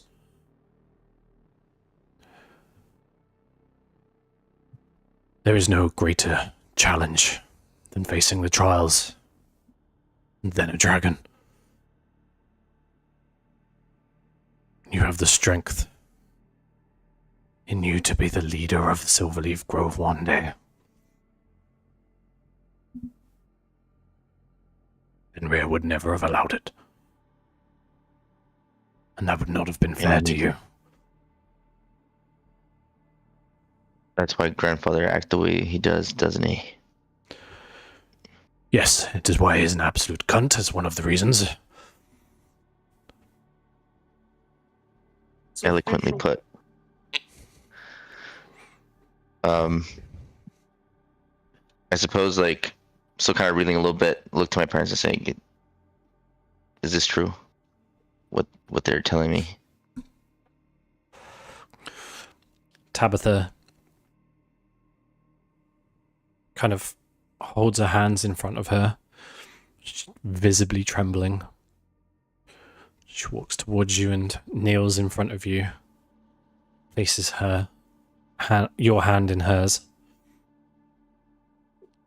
I am not your mother by blood, but I have raised you as if you are. And I love you and Beatrice more than anything. That is the truth.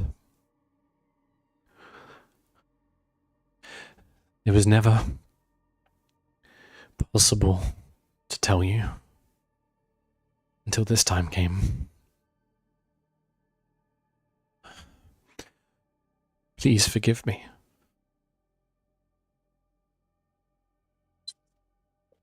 Sorry.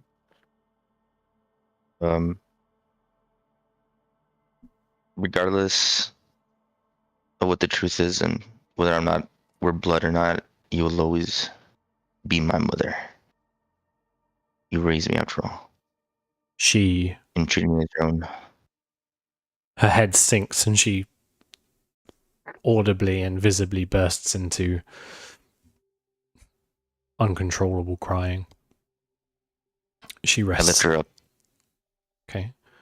She's like weak and like jelly. It's difficult for her to stand. So she just embraces you as best she can. Tell her it's okay. I understand why things have to be kept under secret, and despite this feeling that I of slight betrayal and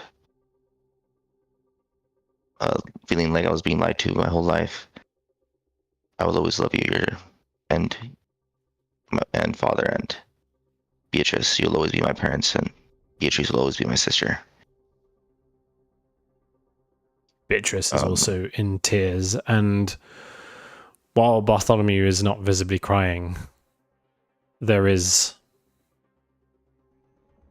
on the verge. I just tell him.